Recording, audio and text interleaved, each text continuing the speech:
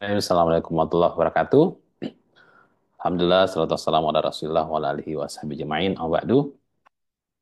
Senang sekali bisa bertemu kembali dengan rekan-rekan sekalian. Dan saya ucapkan terima kasih untuk Mas Pizarro ya, Mas Roy, sudah berkenan hadir pada malam hari ini. Ini sebelum kita memulai perbincangan kita, Mas Roy, saya akan menyapa dulu teman-teman yang sudah hadir pada malam hari ini di forum Zoom kita ya. Ada eh, Pak Willy Ashadi dari UII, kemudian ada Pak Daniel Darwis, Mas Daniel dari Papua, jauh-jauh, sekarang di Papua. Assalamualaikum. Salam warahmatullahi wabarakatuh. Sekarang di Papua sudah jam setengah 11 malam nih, Mas Roy. Ya. Sudah jam 10. Oh, jam 10. Iya, ya. Oh, Ya. iya, sorry, sorry, sorry. Terus ada Mas Dono dari UPN Jatim, ada Mbak Dewi Masito dari UII, kolega kami, ada Mbak Frida juga dari UII. Dosen-dosen muda nih ya, Mas Roy. Ya. Iya, terus ada Dean of Faculty nih. Ini kayaknya saya tahu nih. Ustadz Latif, The- setelah Latif, Latif, Ustadz Latif. Latif. Ya, Ustadz Latif. Apa kabar Ustadz? Baik-baik. Alhamdulillah ya. Terima kasih sudah berkenan hadir malam hari ini. Insya Allah bulan depan Ustadz Latif. Hadir, hadir, hadir. Bulan depan, bulan depan. Kita lihat. Ya. Dan ada Pak Bambang. Ini Pak Bambang, mau maaf saya tidak tahu, saya lupa atau kita belum pernah ketemu sebelumnya ya. Eh, ya, baik. Mas Roy, insya Allah pada kesempatan hari ini adalah momentum yang ini ya, saya kira yang bagus untuk mendiskusikan tentang ini karena baru beberapa hari yang lalu gencatan senjata antara Hamas dan Israel itu akhirnya setelah setahun ya diupayakan akhirnya terwujud juga gitu. Beberapa waktu sebelumnya, beberapa bulan kemarin sempat ada gencatan senjata tapi ya dalam waktu yang sangat singkat ya. Seingat saya pas Ramadan juga pernah dan bolak-balik di PBB saya kira itu apa resolusi Dewan Keamanan lah macam-macam. Apalagi Majelis Umum itu sudah mendesak dari awal tapi tidak gol-gol juga gitu. Nah, akhirnya kemarin barulah kemudian bisa terlaksana gitu. Di sisi ada kalau saya melihat Mas Suri ada banyak respon ya. Ada respon haru dari warga Palestina sendiri yang sudah berbulan-bulan begitu dibantai dan akhirnya punya sedikit kelegaan gitu karena mereka akhirnya bisa setidaknya tidak semenakutkan sebelum-sebelumnya, kemudian bantuan juga semakin banyak yang masuk, kemudian juga banyak yang sudah dibebaskan ya keluarga-keluarga mereka yang ditangkap di penjara-penjara Israel. Nah, saya juga melihat ke tangisan di Israel nih Mas Roy. Tapi tangisan itu bukan ada tangisan haru karena banyak yang dipulangkan, tapi ada tangisan dari kalau saya lihat di gedung pemerintahan itu tangisan karena mereka sebenarnya tidak pengen hitam senjata ya, gitu. Nah, kita ingin mendengarkan nih perspektif dari Mas Roy yang saya kira hampir tiap waktu melakukan pengamatan di situ, kira-kira sebagai pemantik diskusi pada malam hari ini. Karena ini adalah FGD, jadi insya Allah nanti semua bisa menjadi pembicara pada malam hari ini. Nah, kita berterima kasih Mas Roy sudah berkenan untuk memantik diskusi kita. Nah, untuk kesempatan pertama, saya persilahkan Mas Roy untuk memberikan ininya perspektifnya. Silakan. Baik. Saya izin share screen ya Mas Hasbi ya, Ya, silakan, silakan. supaya saya terarah menyampaikannya. Iya, iya, iya. Oke, bentar ya.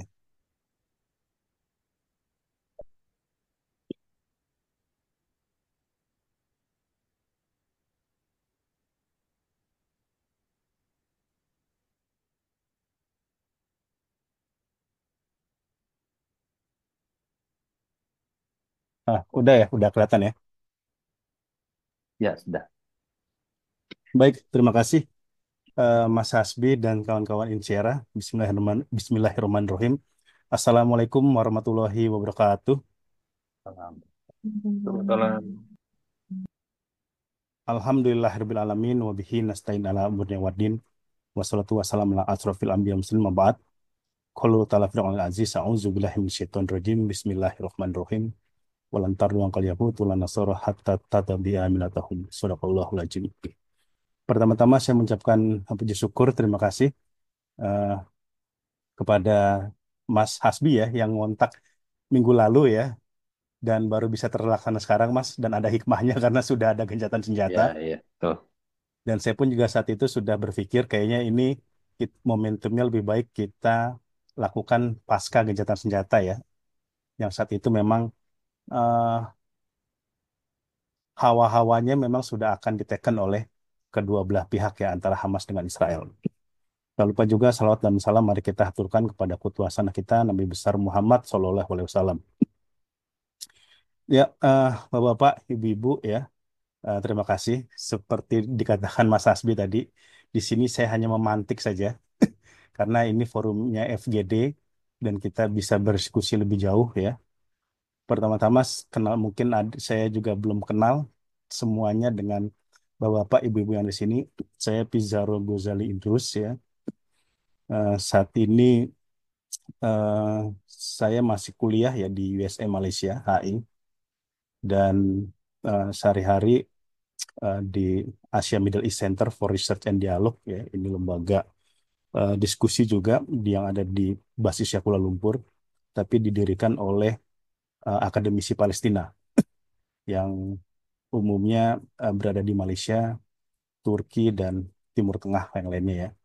Dan sehari-hari saya juga di Gaza Media. Bapak-bapak, ibu-ibu pernah baca Gaza Media. Nah, saya juga sehari-hari di situ. Itu didirikan Mas Hussein Gaza, Muhammad Hussein Gaza, yang sekarang ini lagi ada di Kairo dan sedang mencoba menunggu masuk untuk masuk ke Rafah ya. Ini kita buat karena Gaza Media ini untuk mengupdate isu Palestina kepada masyarakat Indonesia ya.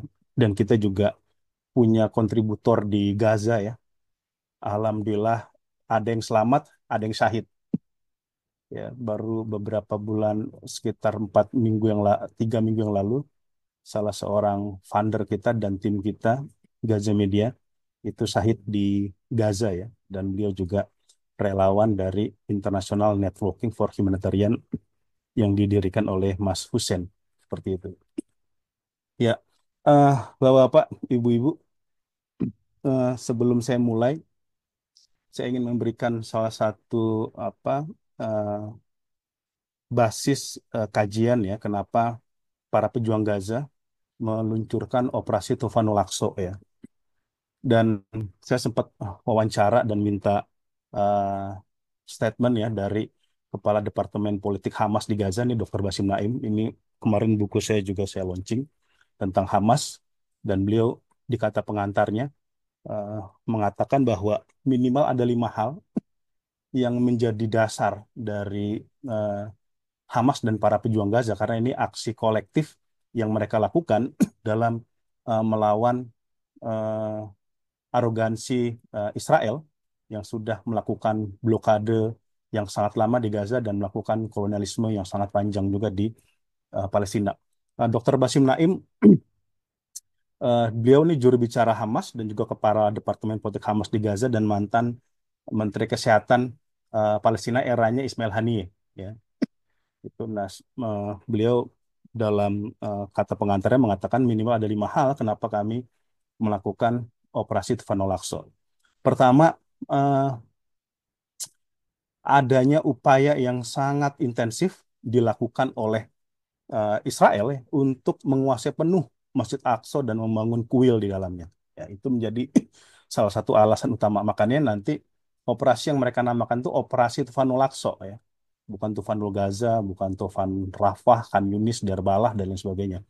Artinya raga dan badan mereka bisa jadi ada di Gaza, tetapi tujuan utama mereka ialah pembebasan Masjid Al-Aqsa. Dan ini juga berkali-kali dimention oleh Ismail Haniyeh dalam pidato-pidatonya bahwa upaya kami masyarakat Gaza dan para pejuang Gaza untuk melakukan perlawanan kepada Zionis Israel itu bukan semata-mata untuk membela Gaza, tetapi juga untuk membebaskan tepi barat dan juga Al-Quds seperti itu. Kemudian adanya upaya untuk menguasai Baitul Maqdis atau Yerusalem. Ketiga, adanya upaya serius yang dilakukan oleh Israel untuk melakukan aneksasi di semua tanah yang diduduki di tepi barat, di West Bank. Dan ini juga berkali-kali kan dimention kalau akhir-akhir ini oleh Menteri Keuangan Israel, Bezalel Smotrich, bahwa dia ingin menguasai seluruh wilayah tepi barat. Dan keempat, melakukan blokade secara intensif kepada Gaza. Dan yang kelima, adanya normalisasi hubungan dengan negara-negara Arab tanpa penyelesaian konflik. Nah, ini yang dikatakan Dr. Basim Naim, men- eh, kenapa mereka kemudian melakukan operasi Tufan Al-Aqsa. Ya, bahkan kalau beberapa saya juga wawancara misalkan dengan salah seorang petinggi Hamas, lalu saya tanya ya, kenapa harus Oktober? Kenapa nggak September, eh, Desember, Januari? Nah, ini kata mereka ya, bisa kita konfirmasi dan validasi tentunya. Kata mereka adanya rencana normalisasi sebuah negara Arab di pertengahan Oktober. Nah, ini kalau kata versi Hamas nih, negara Arabnya sudah tahu lah ya kita yang ramai sekali diisukan akan adanya normalisasi bahkan pasca gencatan senjata ini seperti itu ya. Ini versinya mereka di pertengahan Oktober katanya ada rencana kuat untuk melakukan itu, maka kami dahulukan ya dengan Operasi Tufanul Aqsa. Nah, seperti itu ya. Dan nanti juga ada juga statement dari beliau, ini juga operasi dari para pejuang Gaza untuk meruntuhkan mitos kehebatan tentara Israel. Itu juga dikatakan oleh Dr. Basim Naim. Dan ini tentunya udah dilakukan dengan sangat terencana, matang ya. Kalau kita lihat dari beberapa sumber dikatakan udah per 2018 sebenarnya latihan-latihan militer bersama yang dilakukan oleh Hamas, Jihad Islami, Saraya Al-Quds ya, kemudian ada Front Populer untuk Pembebasan Palestina, faksi Marxis yang ada di Gaza itu udah dimulai 2018 ya. Saya juga nggak tahu itu apakah terendus oleh Israel atau tidak ya. Ada yang mengatakan Israel sedikit banyak tahu tapi tidak melakukan tindakan ya. Makanya kan ini kepala staf militer Israel ini kan akan resign nih per Maret dengan alasan gagal mencegah serangan dari Hamas. Jadi ini udah dikonsolidasikan mereka secara matang dan mungkin juga masyarakat sebagian juga sudah tahu ya, apalagi ini kan blokade seperti tidak ada ujungnya ya. Kalau dulu pejabat Hamas pernah mengatakan eh, kita mau menempuh cara apa lagi? Coba kalian sebutkan. Negosiasi itu sudah kita lakukan, diplomasi sudah, aksi demonstrasi damai sudah, itu ada Great March of Return ya 2018 itu kan aksi pulang kampung bersama tanpa adanya kekerasan itu semua sudah kita lakukan. Nah, kalau kata mereka, tapi apa yang terjadi? Israel semakin lama semakin intens menyerang kita. Ada juga sejumlah negara-negara Arab yang justru melakukan normalisasi dan agenda pembebasan Baitul Maqdis atau Palestina itu seperti pudar dari agenda-agenda utama di negara-negara Arab. Maka ini aksi yang kita lakukan untuk menyadarkan kembali, ya, menghentak kembali kesadaran global tentang pentingnya situasi yang ada di Palestina.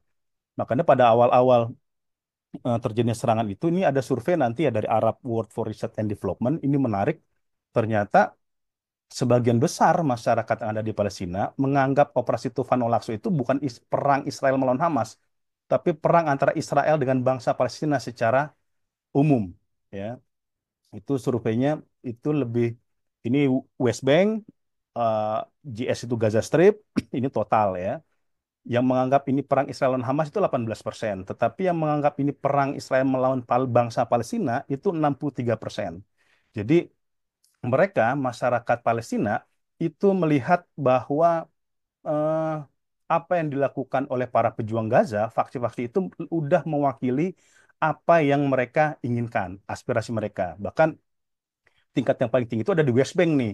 Karena kan West Bank ini kan relatif nggak ada perlawanan nih ya di West Bank karena kan dilarang otoritas Palestina untuk adanya faksi bersenjata yang ada di sana dan gitu. Jadi masyarakat tepi barat itu sangat merindukan semacam resisten gitu. Makanya kalau kita lihat pertukaran sandera antara Hamas dan Israel itu kan paling banyak itu di tepi barat justru, bukan di Gaza.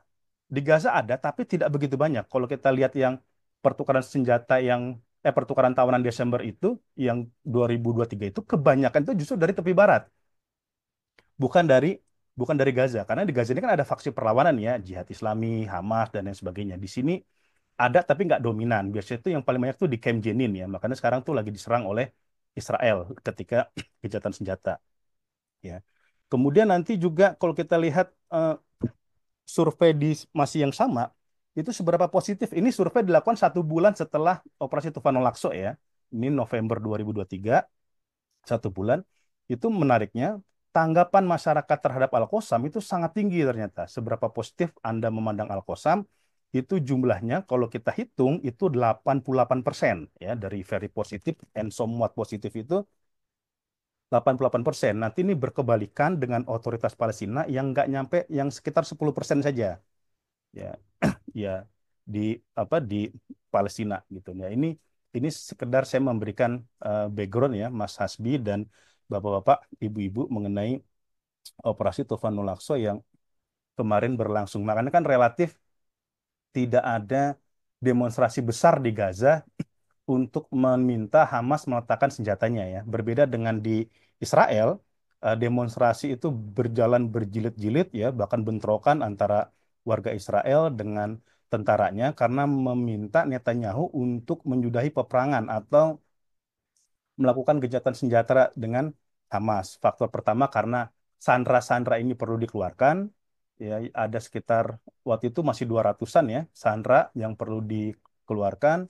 Lalu kemudian mereka juga merasa hidup tidak aman, ekonomi juga mengalami hambatan ketika terjadi perang dengan faksi pejuang di Gaza. Nah, itu kalau kita lihat relatif di Gaza itu tidak terjadi hal-hal seperti itu karena ini memang aspirasi masyarakat secara secara umum untuk mendukung perlawanan terhadap Israel seperti itu.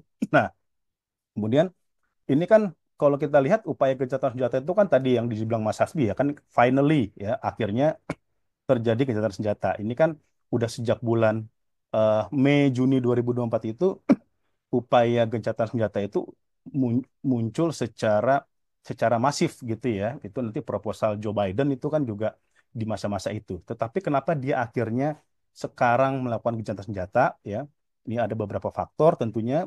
Ada pertama tekanan Donald Trump dan dunia internasional yang ada ancaman Donald Trump sebelum dia diinaugurasi ya kemarin itu harus menghentikan peperangan ya karena uh, Donald Trump ingin mendapatkan kredit sebagai pemimpin yang menghentikan peperangan. Makanya pidato dia kan I want to be a peacemaker ya walaupun ya peacemakeran sih menurut saya gitu ya. Toh di eranya dia berkuasa itu kan bukannya tanpa serangan ya. Berkali-kali serangan yang dilakukan Israel ketika Donald Trump berkuasa itu terjadi ke Masjid Al-Aqsa, ke tepi barat, ke Gaza yang terbesar kan 2021 tuh ya. Sampai kemudian nanti kan ada eskalasi yang besar antara Hamas dengan Israel walaupun memang tidak sebesar genosida Gaza. Tetapi menurut saya itu bukan satu-satunya faktor ya terjadi gencatan senjata. Kalau menurut saya ini juga ada faktor kerugian militer yang diderita oleh oleh Israel ya.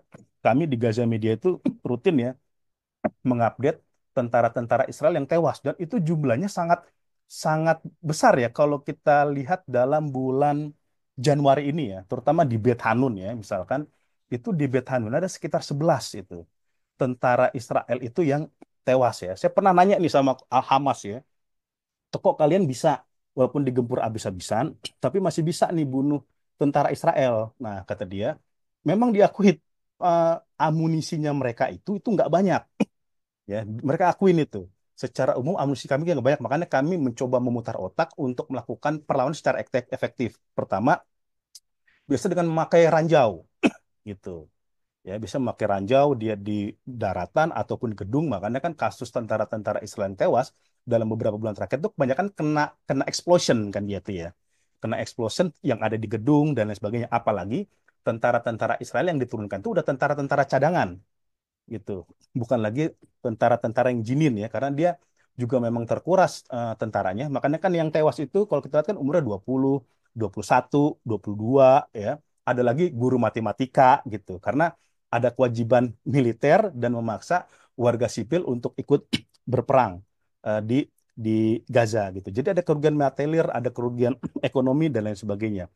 Kemudian desakan keluarga Sandra ini juga sangat kuat ya, bahkan keluarga Sandra tuh dibikin asosiasi sendiri tuh, forum asosiasi tahanan Sandra Hamas tuh dibikin sendiri itu. Dan dia berkali-kali kan bikin demonstrasi, bikin campaign yang digeruduk biasanya tuh Knesset ya, Knesset digeruduk untuk kemudian juga mendesak Netanyahu untuk menyetujui gencatan senjata. Kantor Netanyahu tuh juga digeruduk dan bentrokan berkali-kali sama militer, sama tentara, sama polisi itu di Tel Aviv dan lain sebagainya.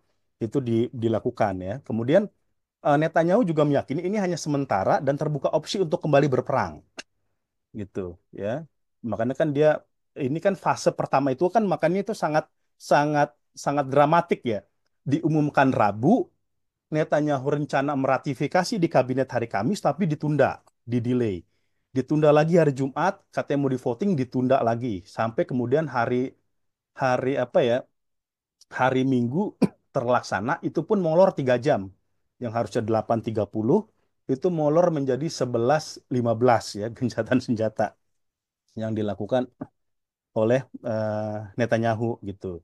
Nah, ini juga ada misalkan sayup-sayup lobby-lobby bahwa oke Anda gencatan senjata sebagai timbal baliknya adalah memperlancar normalisasi dengan Arab Saudi ya. Itu juga yang kita dapat infornya itu juga ditawarkan ya dari tim transisinya Trump kepada Netanyahu ya. Walaupun ini juga juga masih kontroversial karena dengan terjadinya genosida Gaza ini masyarakat Arab itu kan terlihat sekali ya dukungannya terhadap bangsa Palestina ya termasuk juga di Arab Saudi. Nah, apakah bin Salman itu berani misalkan mengambil resiko untuk melakukan normalisasi dengan Israel walau alam bisawab ya seperti itu.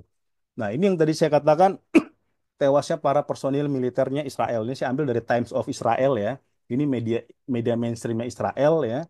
Biasanya tuh ada Jerusalem Post, ada Times of Israel, ada Ynet, Yediot Ahronot. Itu biasanya kalau udah nyebut Hamas itu dilabeli teroris dia. Ya, kalau kalau Times of Israel ini. Nah, ini aja per Oktober dulu ya. Ini apa? Udah disebut ya authorities name 745 soldiers and 68 police officer killed in the Gaza war ya. Ini eh, ya ini kalau dijumlahkan sekitar 800 ya. Memang ada yang mengatakan kalau di situsnya IDF itu kan jumlahnya kalau di total itu ada sekitar 800 ya. Walaupun banyak kalangan menilai itu bukan angka sebenarnya dari eh, korban apa tentara-tentara Israel yang tewas. Bisa jadi jumlahnya lebih besar dari itu ya. Karena dalam perang biasanya militer yang berperang itu mencoba untuk tidak membuka secara vulgar tentang data kematian tentaranya untuk memupuk moral tentara-tentara yang sedang bertarung di lapangan ya. Jadi ada yang mengatakan 1.000, ada juga ada yang mengatakan 2.000, tetapi ya versi IDF itu ya sekitar 800 yang tewas. Hamas juga saya lihat nggak begitu merilis jumlah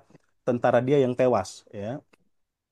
Kalau dari versinya media Israel, jumlah pasukan Hamas yang gugur itu sekitar 300 ya, ada sekitar 300 yang gugur ketika melakukan peperangan melawan Israel ya. Tetapi ada yang menarik ya dari statement Blinken kemarin, kata Blinken ya bahwa Hamas ya kenapa dia berhasil bertahan melawan gempuran Israel karena dia bisa menambah pasukan dia jumlahnya setara dengan pasukan dia yang gugur.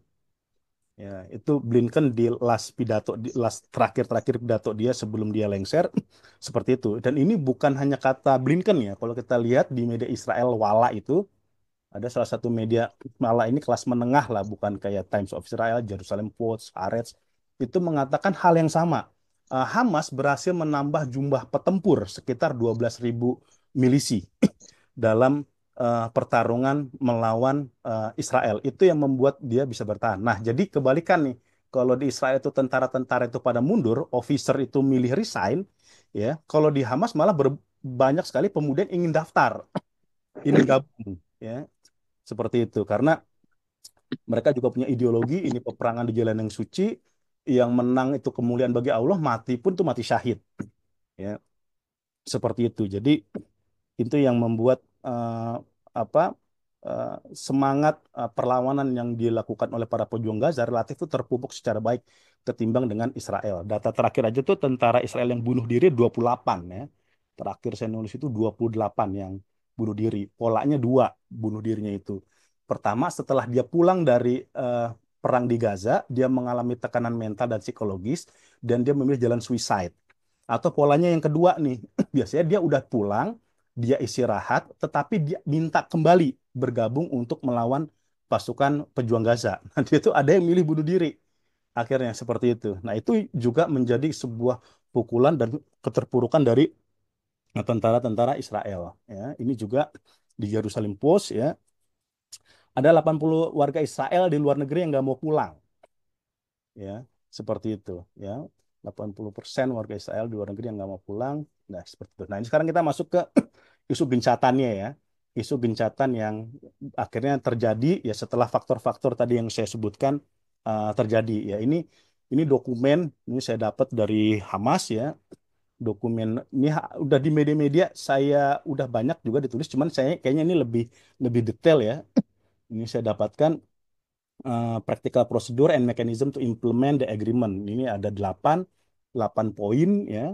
Ada pertama persiapan ke fase kedua, ada kemudian Israel Forces withdrawal ya, prisoner exchange, Philadelphia Corridor ya, pembahasan Rafah broad border crossing, exit of ill and wounded civilians, return of unarmed internal displaced di Netrazim Corridor. Ini wilayah basisnya tentara Israel tuh di Netrazim ya, yang dia membelah di wilayah Gaza. Dan juga ada humanitarian aid protokol gitu. Nah, ini kalau kita petakan seperti ini nih.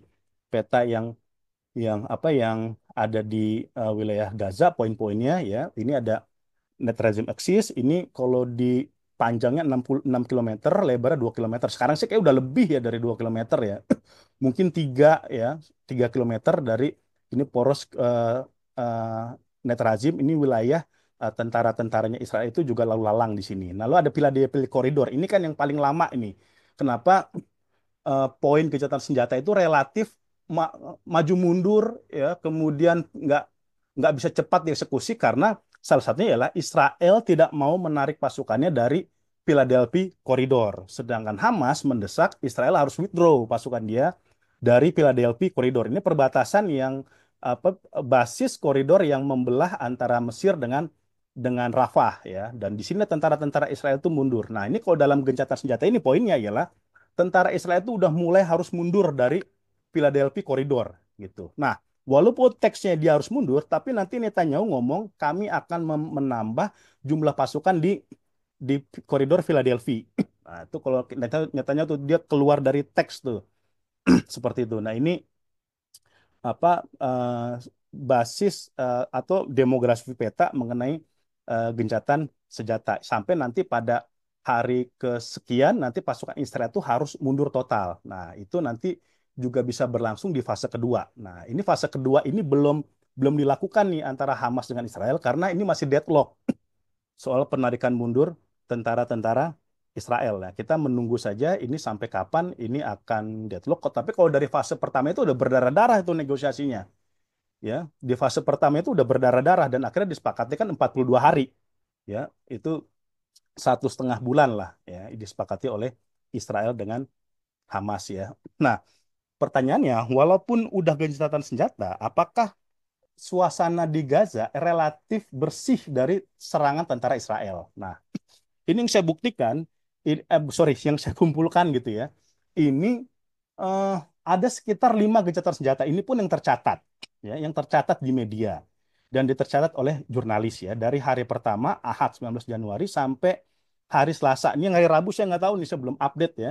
Ini saya lihat ada 5 gencatan senjata ya. Pertama, nanti di Khan Yunis itu menara militer Israel itu masih melakukan tembakan terhadap warga sipil, walaupun ini tidak ada korban jiwa di sini.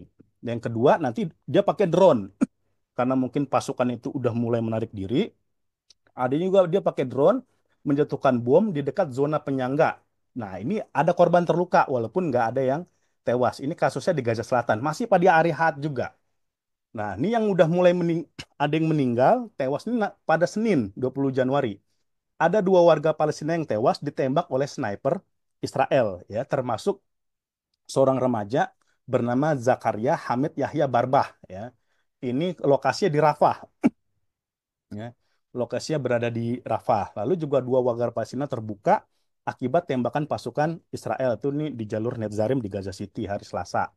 Lalu juga kendaraan Israel juga melepaskan tembakan di jembatan Wadi Gaza. Wadi Gaza itu daerah sungai, ya, daerah aliran sungai yang ada di Gaza pada Selasa. Jadi kalau kita lihat ini ada 2 warga yang tewas sudah nih dalam pemberlakuan gencatan senjata hanya pada 3 hari, ya, dari hari Ahad sampai hari Selasa, ya. Nah ini kita nggak tahu ini karena kalau, tapi kalau dalam kita lihat track recordnya Israel memang berkali-kali gencatan senjata itu dilakukan, ya, motifnya dia nembak, melakukan tembakan, ada drone dan lain sebagainya. Nah biasanya ini selalunya salah satu dengan pakai drone nih, ya, gitu. Salah satu pakai drone, ya. Kalau rumah Ismail Haniyeh itu aja di Camp Shati, ya, di Gaza itu kalau itu kita jurnalis, ya, waktu itu saya sih nggak jalan, teman saya ini dari Hidayatullah itu ke rumah Ismail Haniyeh, itu pun di atas rumahnya itu udah muter-muter tuh drone itu bunyi. Jadi Israel itu pun udah tahu rumah Ismail Haniyeh itu di sini, gitu. Jadi pas pertemuan tuh yang ada apa Ustadz Salim Filah, ya, dan lain sebagainya itu 2013 itu udah muter-muter tuh drone Israel yang ada di atas, tepat di atas rumahnya Ismail Haniyeh. Nah, seperti itu. Ya. Nah, ini mungkin yang terakhir, ya.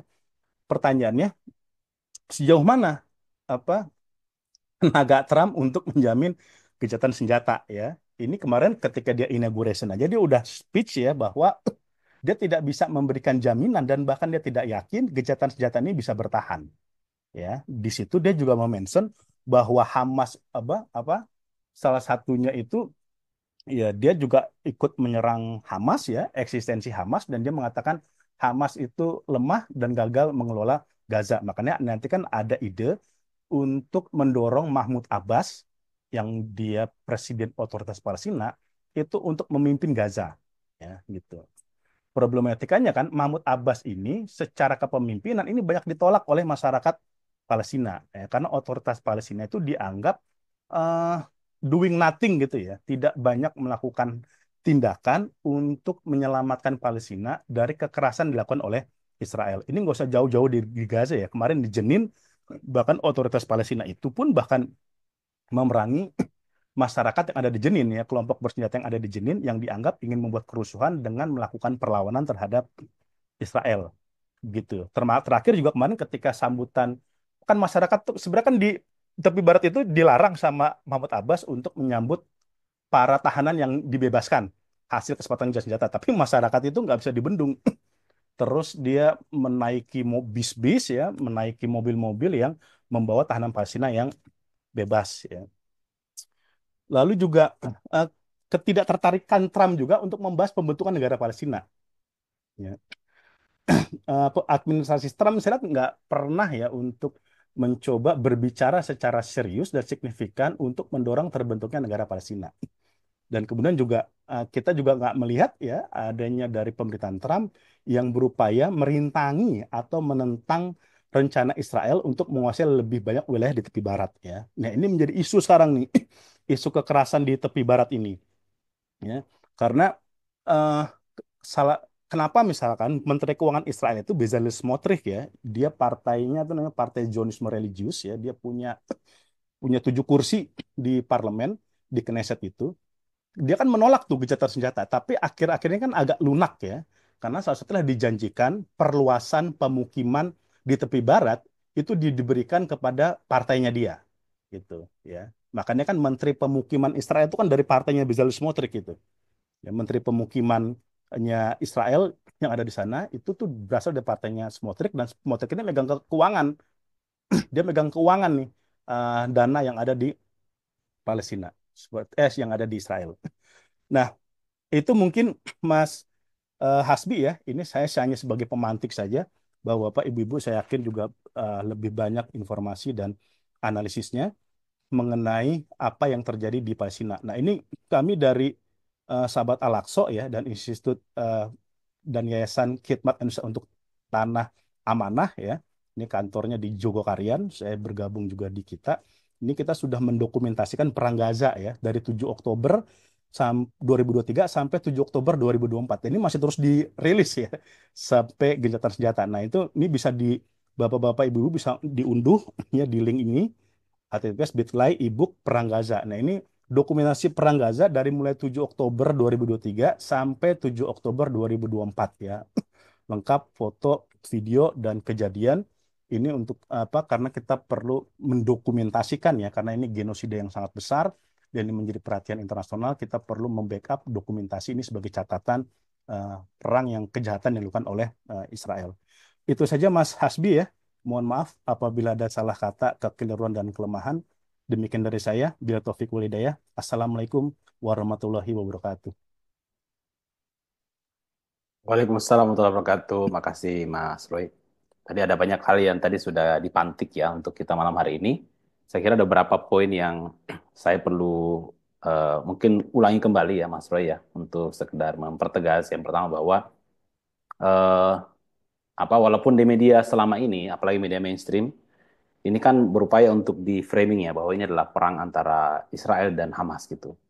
Jadi memang ada kesan bahwa dan mungkin untuk menyudutkan Hamas ya pada akhirnya gitu. Tapi ternyata warga Gaza sendiri, walaupun saya juga baca Mas Roy ya, warga Gaza juga beberapa mengeluh ya tentang Hamas ya, karena Ya. ya dan saya kira menurut saya itu hal yang manusiawi ya, karena rumah-rumah runtuh hancur dan macam-macam gitu. Tapi kalau kita lihat tadi dari survei-survei yang disebutkan, ya memang perjuangan di Palestina itu bukan perjuangan Hamas sebenarnya ya, perjuangan rakyat Palestina gitu. Hamas itu pun kan sebenarnya cuma nama saja ya. Orang-orangnya orang-orang Palestina juga, orang Gaza, mungkin orang tepi barat yang memang mereka sudah tidak punya pilihan lain gitu. Apakah harus menunggu mati ditembak atau mati dalam pertempuran, ya kan? Dan kemudian juga kita juga tadi sudah mendengarkan dalam perspektifnya Mas Roy ya, kenapa kok bisa pada akhirnya terjadi gencatan senjata dan mungkin memang ada hubungannya dengan Trump ya, menjelang Trump dipilih, menjelang Trump inaugurasi gitu. Dan saya kira juga ini juga cukup masuk akal ya, karena sebenarnya Israel itu tidak bisa berperang kalau nggak ada Amerika ya, Mas Roy ya. Selama Betul. ini dalam setahun pun, wah luar biasa kan, bantuan Amerika ke Israel gitu ya, dukungan melalui berbagai sisi gitu. Jadi sangat besar kemungkinan bahwa faktor Amerika menjadi salah satu faktor yang paling dominan gitu.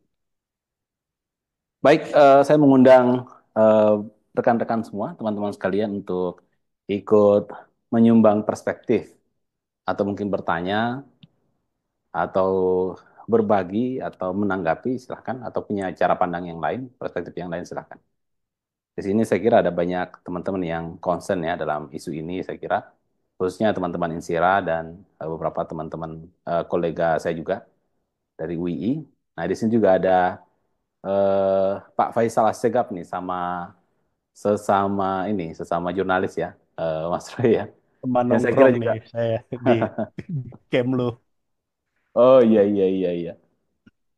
Banyak juga saya kira pasti banyak ini ya. Terakhir saya sama Mas Faisal itu ya Gimana gimana gimana? sama Kemlu diundang untuk memberikan rumusan kebijakan Kemlu ya untuk pemerintahan baru ya. Saya dulu Mas Faisal ada beberapa juga sama Kemlu kita diminta masukan untuk memberikan rumusan kebijakan Kemenlu ya untuk 5 tahun ke depan dan isu-isu yang dibahas itu juga pertama apakah kita perlu mengakui solusi 2 negara misalkan ya apakah kita perlu berkomunikasi dengan Hamas itu ditanyakan satu-satu Mas Faisal saya dan teman-teman juga dan menarik ya dinamika pada saat itu ini membuktikan bahwa isu Palestina ini memang menjadi sangat concern yang utama gitu di pemerintahan sekarang ya apalagi sekarang ada Wamenlu dunia Islam itu ya Pak Iya Anies iya Mata iya iya seperti iya. itu mungkin Mas Hasbi. Iya iya iya iya. Baik, makasih Mas Roy.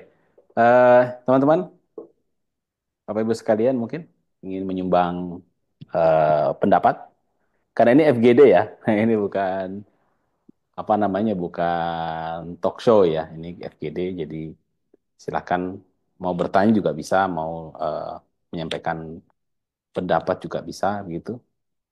Jadi tidak ada pembicara tunggal ya, semua yang jadi pembicara gitu ya, gitu. Bang Faisal nih, tapi ini ya Mas Roy ya, pertanyaannya kalau misalnya tadi ya, tapi itu menarik ya kalau Menlu ingin mendiskusikan terkait apakah kita perlu mengakui solusi dua negara atau tidak, karena saya Iya. kira kalau dalam bahasa diplomat, bahasa komunikasi politiknya saya kira tidak berani ya. Karena kan kalau bahasa di dapur mungkin itu saya kira pasti akan terus terang kan itu dalam apa di internal Kemlu atau di internal pemerintahan lah. Tapi kalau bicara keluar kan pasti eh, omongan politiknya itu kan pasti ini pasti pasti akan bergesekan dengan atau pasti akan apa? Pasti akan mempertimbangkan hubungan kita dengan negara-negara lain gitu, khususnya Amerika Serikat ya. Ya kalau Indonesia mau berani-berani bicara tentang apa ya, karena selama ini kan opini mainstream itu kan ya solusi dua negara gitu. Walaupun saya kira juga sebenarnya orang juga sebenarnya ini ya, mungkin ada yang sepenuh hati, tapi juga banyak juga yang setengah hati gitu, karena melihat selama ini sebenarnya yang terjadi di Palestina itu, walaupun ada otoritas Palestina, walaupun yang diakui ya, tetap sebenarnya yang berkuasa penuh itu adalah Israel itu. Secara apa dari laut, udara dan darat ya. Apalagi sekarang di misalnya tepi barat itu kan sudah dikerat-kerat ya. Jadi apa ya, mau ke sana kemari pun itu ya harus melalui otoritas Israel gitu. Israel juga bisa menangkapi siapa saja gitu ya. Bahkan termasuk mungkin menangkapi Mahmud Abbas pun bisa ya. Gitu. Artinya saya ada satu apa ya, satu tulisan yang saya baca di Foreign Affairs itu bagus sekali saya kira. Itu tulisan dari beberapa profesor. Judulnya itu One State Reality. Nah, gitu. Jadi artikel itu secara jujur menjelaskan bahwa ya yang terjadi di Palestina itu sebenarnya bukan two states sebenarnya, one state, yaitu kolonialisme Zionis Israel terhadap Palestina. Cuman kita itu selama ini sering di apa istilahnya ya, sering di apa ya, saya tidak tahu bagaimana membahasakannya ya, tapi itu sering di, ditipu gitu dengan bahwa wah ini kita harus dua negara, harus dua negara, harus dua negara. Padahal yang terjadi sekarang di sana itu adalah satu negara yang didukung oleh kekuatan-kekuatan global dan PBB juga sebenarnya ya tidak bisa melakukan banyak hal ya. Gitu. Ya, Mas ini Asbi. tadi ada eh, Pak Faisal, Bu Reni nih Ini ya. Bu Reni dulu tadi yang pertama Ya, ini hadir tuh. Bang Faisal, silakan. Assalamualaikum Mas Asbi dan Mas Pizarroy. Oke, Ya, Bu selamat Reni. malam ini. Mohon maaf tadi saya terlambat mengikuti ini karena tadi harus ke dokter. Eh, Tiba-tiba saya teringat, "Oh, ada acara ya tuh saya masuk pas tadi penjelasan tentang tahap kedua. Tapi saya ingin bertanya ini, Mas, menanggapi gencatan senjata ini dari saya kelewat mungkin sudah dijelaskan sebelumnya ini. Yang pertama itu sebenarnya faktor paling dominan apa sih yang membuat eh, Israel itu mau untuk gencatan senjata? Sebenarnya saya nggak percaya itu. Saya karena banyak sekali perjanjian internasional itu Israel tuh nggak patuh, dihianati, pendusta, pembohong itu melekat semua tuh ke Israel gitu. Jadi faktor apa? Apakah ada yang mengatakan, oh ini karena ditekan oleh Amerika dan sebagainya, atau Amerika kehabisan dana gitu untuk membantu Israel gitu karena juga persoalan dalam negeri mereka. Itu yang pertama. Jadi faktor dominan apa sih yang kemudian sebenarnya membuat Israel mau gitu setelah berapa 467 hari itu ya. Apa faktor internal mereka juga. Kemudian yang kedua dari dunia Arab gitu. Kenapa membutuhkan waktu selama itu gitu ya? Sampai 50.000 nyawa perempuan, anak, manusia gitu ya, nyawa gitu ya. Dan mostly itu adalah umat Islam gitu ya, ya juga yang lainnya ya non Muslim juga ada di situ yang harus menjadi korban gitu dengan luluh lantak semacam itu. Kenapa dunia Arab, dunia Islam harus menunggu selama itu gitu? Apa memang karena faktor Hamasnya mereka juga tadi saya melihat sedikit catatan tadi melihat Hamas itu ya sebagai ancaman gitu ya. ya ancaman karena faktor Hamas itu sendiri, mungkin ada background eh, ya tokoh-tokoh Muslim yang ada di dalam itu. Faktor apa sebenarnya sampai ya tadi selama itu sampai korban sebanyak itu. Mungkin itu aja sih Mas Hasbi yang saya ingin mungkin minta pandangan lah dari naras narasumber utama kita lah hari ini, atau mungkin teman-teman yang lain juga terkait hal ini ya. Dan ini memang menjadi di satu sisi kita sebagai Muslim, mungkin saya ya gitu ya, bahagia gitu, tapi di sisi lain percaya nggak percaya gitu, tetap apa Israel ini hanya paham dengan bahasa senjata gitu, nggak paham bahasa diplomasi gitu. Ya mungkin itu sih Mas Hasbi. Ya, makasih Bu Reni ya. Mungkin ini ya, tadi juga yang menjadi pertanyaan juga sebenarnya, kenapa Mas Roy itu tidak memasukkan kontribusi dunia Islam? Ah, kan ini kan faktor Trump, faktor kelelahan, faktor menang kalah gitu kan. Dunia Islamnya di mana? Nah, itu saya kira Bu Reni saya kira menarik. Apakah memang seabai itu ya kita ya? Bahkan apa ya, berteriak lantang pun itu kan kayak terlambat gitu. Mau dijawab, mau direspon dulu atau mungkin kita ke Bang Faisal dulu, Mas Roy ya. Mas Faisal dulu ya, silakan.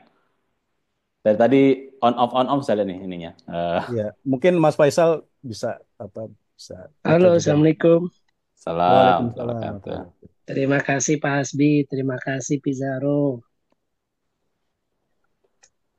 Salam hormat buat yang lainnya semuanya.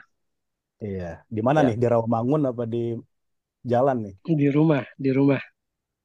Iya. Iya, mungkin saya ingin ya menambah perspektif menurut saya ya apa gencatan senjata ini bukan sesuatu yang harus dirayakan dengan sangat. Artinya begini, ini sudah berulang kali siklus perang, gencatan senjata, perang gencatan senjata, dan semua terasa hambar karena tidak pernah ada pelaku kejahatan kemanusiaan dan kejahatan perang itu yang diadili. Jadi menurut saya tidak boleh berhenti dalam proses akses bantuan kemanusiaan dan rekonstruksi Gaza saja, tapi juga bagaimana melaksanakan surat perintah penangkapan yang telah dikeluarkan ICC terhadap Perdana Menteri Israel Benjamin Netanyahu dan mantan Menteri Pertahanan Yoav Gallant.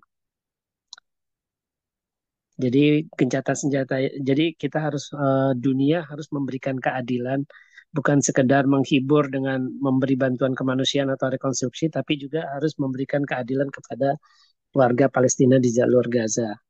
Yang kedua, menurut perspektif saya ya keliru kalau kita berharap gencatan senjata bisa permanen dalam jangka waktu panjang atau lama. Karena dengan kita berharap gencatan senjata berlangsung dalam waktu lama, artinya kita menafikan atau menihilkan hak dari bangsa Palestina untuk melawan penjajah. Saya kira seperti itu. Terima kasih. ya, makasih Bang Faisal. Ini dua poin yang ringkas dan saya kira sangat ini ya, sangat penting ya. Eh, yang pertama, saya kira kita sepakat bahwa ya persoalan Palestina ini persoalan bukan hanya persoalan kemanusiaan ya, tapi persoalan politik ya. Ada pembantaian gitu dan ada kriminalitas yang terjadi gitu. Sehingga kita tidak hanya cukup dengan mengirimkan bantuan-bantuan kemanusiaan saja, tapi menyelesaikan akar politik gitu, yaitu apa kezaliman, penjajahan dan kriminal yang dilakukan oleh rezim Zionis gitu. Ada lagi? Atau mungkin kita ke Mas Roy dulu, silakan. Ini masih mute, Mas. Mute. Sorry, kasih ribut ya. Iya, saya sepakat juga tadi ya Mas sama Faisal ya, bahwa seharusnya gencatan senjata yang ada di sini atau perspektif kemenangan kita melihat perjuangan dan kesabaran keteguhan warga Gaza ini seharusnya menjadi batu loncatan kita untuk mendorong isu atau solusi yang lebih permanen lagi. Pertama, misalkan blokade Gaza, ya, mencabut blokade Gaza. Ini kan relatif tidak menjadi banyak diskursus ya, Mas Hasbi ya. Kalau kita lihat Ya, ya. diskusi juga di Indonesia, di teman-teman. Kemarin saya misalkan di BKSAP ya DPR ya, pertemuan ratusan program NGO yang diundang oleh DPR ya, BKSAP. Banyak lembaga kemanusiaan. Cuman memang kita masih fokus pada rekonstruksi Gaza ya, yang mungkin itu eh, tanggap darurat yang menjadi prioritas utama kita ya, itu kita sepakat. Tetapi memang kita harus lebih melangkah kepada upaya-upaya atau solusi-solusi yang lebih punya nilai signifikan terhadap perjuangan masyarakat Gaza. Misalkan mencabut blokade. Saya belum begitu banyak melihat diskursus ini itu coba digulingkan oleh pemerintah misalnya atau Kementerian Luar Negeri ya. Sekarang memang fokusnya untuk mengalokasikan bantuan ini untuk bisa masuk ke wilayah Rafah karena warga Gaza sudah mengorbankan begitu banyak hal yang mereka punya. Bahkan kan studi mengatakan itu bukan 47.000 korban jiwa itu. Ada studi yang mengatakan itu 64.000 atau sampai 70.000 jika dihitung juga dari yang hilang. Seperti itu. Dan ini kan nyawa yang sudah dikorbankan oleh masyarakat Gaza yang harusnya ini kita kita apa ini momentum ini kita gunakan untuk mendorong kepastian kemerdekaan Palestina. Nah, diskursus-diskursus ini menurut saya perlu kita gulingkan di kalangan akademisi, pemerintah, dan juga jurnalis, media, agar ini tidak seperti memintal benang yang kusut ya. Kemudian terjadi lagi pertarungan, perlawanan, nanti ada lagi serangan, gencatan senjata dan sebagainya. Maka tadi saya katakan ya, visi yang dari para pejuang Gaza itu kan dia menamakan operasi ini Tofanul Aqsa gitu. Operasi Badai Al-Aqsa gitu. Mereka tidak memikirkan diri sendiri mereka di Gaza, tetapi mereka mencoba untuk membebaskan seluruh wilayah Palestina.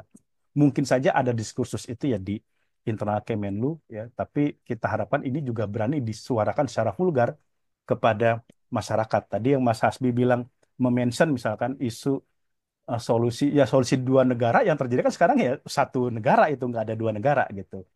Ya, ini karena saya lihat gini, antara pemerintah dengan rakyat ini nggak match narasinya. Ya, publik itu kan narasinya itu melawan Zionisme, Zionisme keluar, kemerdekaan bagi bangsa Palestina. Misalkan sedangkan pemerintah itu tadi masih two state solution. Yang waktu itu saya masih ingat ya, mungkin Faisal juga masih ingat, kita pernah nanyakan ke Kemenlu, kalau two state solution, batas apa yang mau kita gunakan menetapkan eh, wilayah teritori Palestina? Ya, saat itu. Nah, apakah batas yang sekarang yang mungkin hanya sekitar 15 sampai 20% atau batas partisial plan ya yang sekitar 45%, kita mau pakai tolak ukur yang mana nih? Kayak gitu. Lalu apakah itu juga nanti memastikan untuk mendorong warga Palestina kembali ke wilayahnya yang dicaplok oleh penjajah? Nah, pertanyaan-pertanyaan ini kan relatif tidak terjawab secara clear dan signifikan ya jika kita melihat uh, situasi di Palestina sekarang gitu. Makanya uh, forum-forum seperti ini dan diskusi seperti ini memang perlu kita galakan dan juga kalau perlu ya Mas Hasbi memberikan resolusi kepada pemerintah ya dari Insyera atau dari kalangan akademisi memberikan resolusi tentang gagasan-gagasan kemerdekaan Palestina.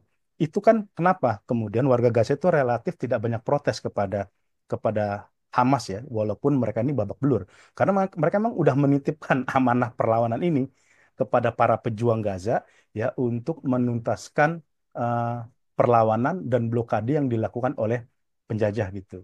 Dan situasi sekarang yang terjadi adalah peperangan berlanjut di tepi barat nih. Sebenarnya bukan perang ya, itu genosida lanjutan yang ada di Camp Jenin di tepi barat. Kita tidak tahu ini juga akan menyusul ke Masjidil Aqsa dan lain sebagainya. Karena kan Netanyahu itu butuh narasi kemenangan bagi warganya. Karena sekarang puzzle apa yang mau dia pakai nih untuk mengklaim kemenangan?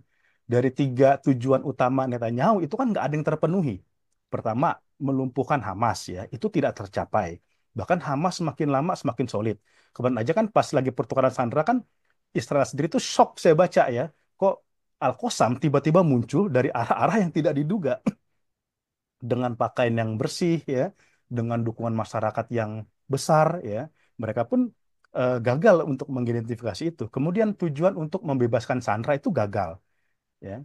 Padahal kan dana kalau kita lihat ya dari riset misalkan yang dilakukan oleh di Anadolu misalnya saya lihat ya, itu dana yang dikeluarkan Israel itu 250 miliar shekel dalam genosida yang dilakukan 15 bulan. Atau kalau kita mau rupiahkan itu 1.100 triliun. Ya.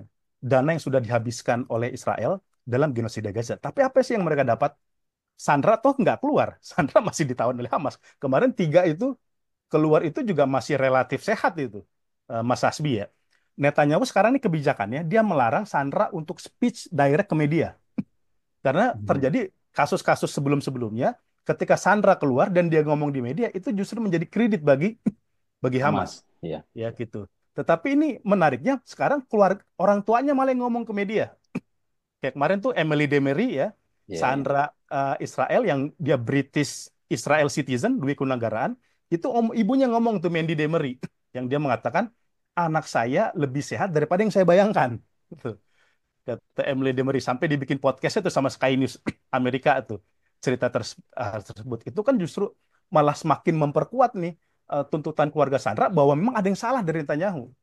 Keluarga Sandra saya lihat itu kan tidak blaming, tidak banyak melakukan blaming terhadap pejuang-pejuang Gaza. Yang dia blaming itu kan justru Netanyahu Iya. sampai menyebut you are the war crime leader, ya Anda penjahat perang, Anda harus turun, Anda tidak mewakili kepentingan masyarakat gitu. Itu kan justru yang selama ini diutarakan oleh para keluarga Sandra itu yang di asosiasi tahanan. Itu yang kedua. Ketiga, mengembalikan pemukim-pemukim Israel ke wilayah Palestina terjajah. Itu kan tidak terjadi juga. Ya, yang terjadi itu yang bombardir, yang justru kan karena masyarakat sipil yang hancur lebur wilayah Gaza gitu. Jadi 3 main objektifnya Netanyahu ini tidak tercapai kalau kita melihat situasi pertarungan pada 15 bulan terakhir ini gitu. Nah, makanya dia butuh narasi nih. Nah, kan dia melakukan serangan ke tepi barat ya, kemudian terakhir dia juga memblaming Hamas bahwa Hamas itu mengubah di detik-detik terakhir poin-poin gencatan senjata. Ini menurut saya bentuk apa ya? Bentuk upaya Netanyahu dia untuk menyusun puzzle narasi kemenangan kepada masyarakatnya dan juga kepada para pendukungnya. Kan ada 2 partai ini kan yang mengancam, satu udah keluar nih yang Ben Gvir tuh, Itamar Ben Gvir itu, yang Partai Kekuatan Yahudi. Dia punya 6 kursi itu. Netanyahu tuh punya 68 kursi dari simple majority yang 60 ya. Nah, kalau dua dua dua koalisi ini sepakat keluar itu tumbang udah tuh Netanyahu. Nah, yang keluar kan cuman partainya Ben Gvir aja gitu. Nah, itu saya lihat ya Bu Reni ya. Kalau negara muslim ya kita sudah tahu sama paham ya. Mereka mungkin secara moral mendukung Palestina tapi kan tidak untuk perlawanan yang berarti gitu, perlawanan bersenjata, perlawanan pertempuran. Makanya saya tanpa mengurangi rasa hormat ya kepada negara-negara Muslim, ya saya mengatakan ya Hamas pada hal ini ya dia sebagai pemenang dunia Islam, sebagai superpowernya gitu. Dan saya berkali-kali jika bertemu Hamas ya mereka mengatakan ya dia sambil senyum-senyum lah, sambil senyum-senyum ya. Ya, mereka menyuarakan tentang isu Palestina, tapi kadang-kadang hanya untuk meredam kritikan masyarakatnya.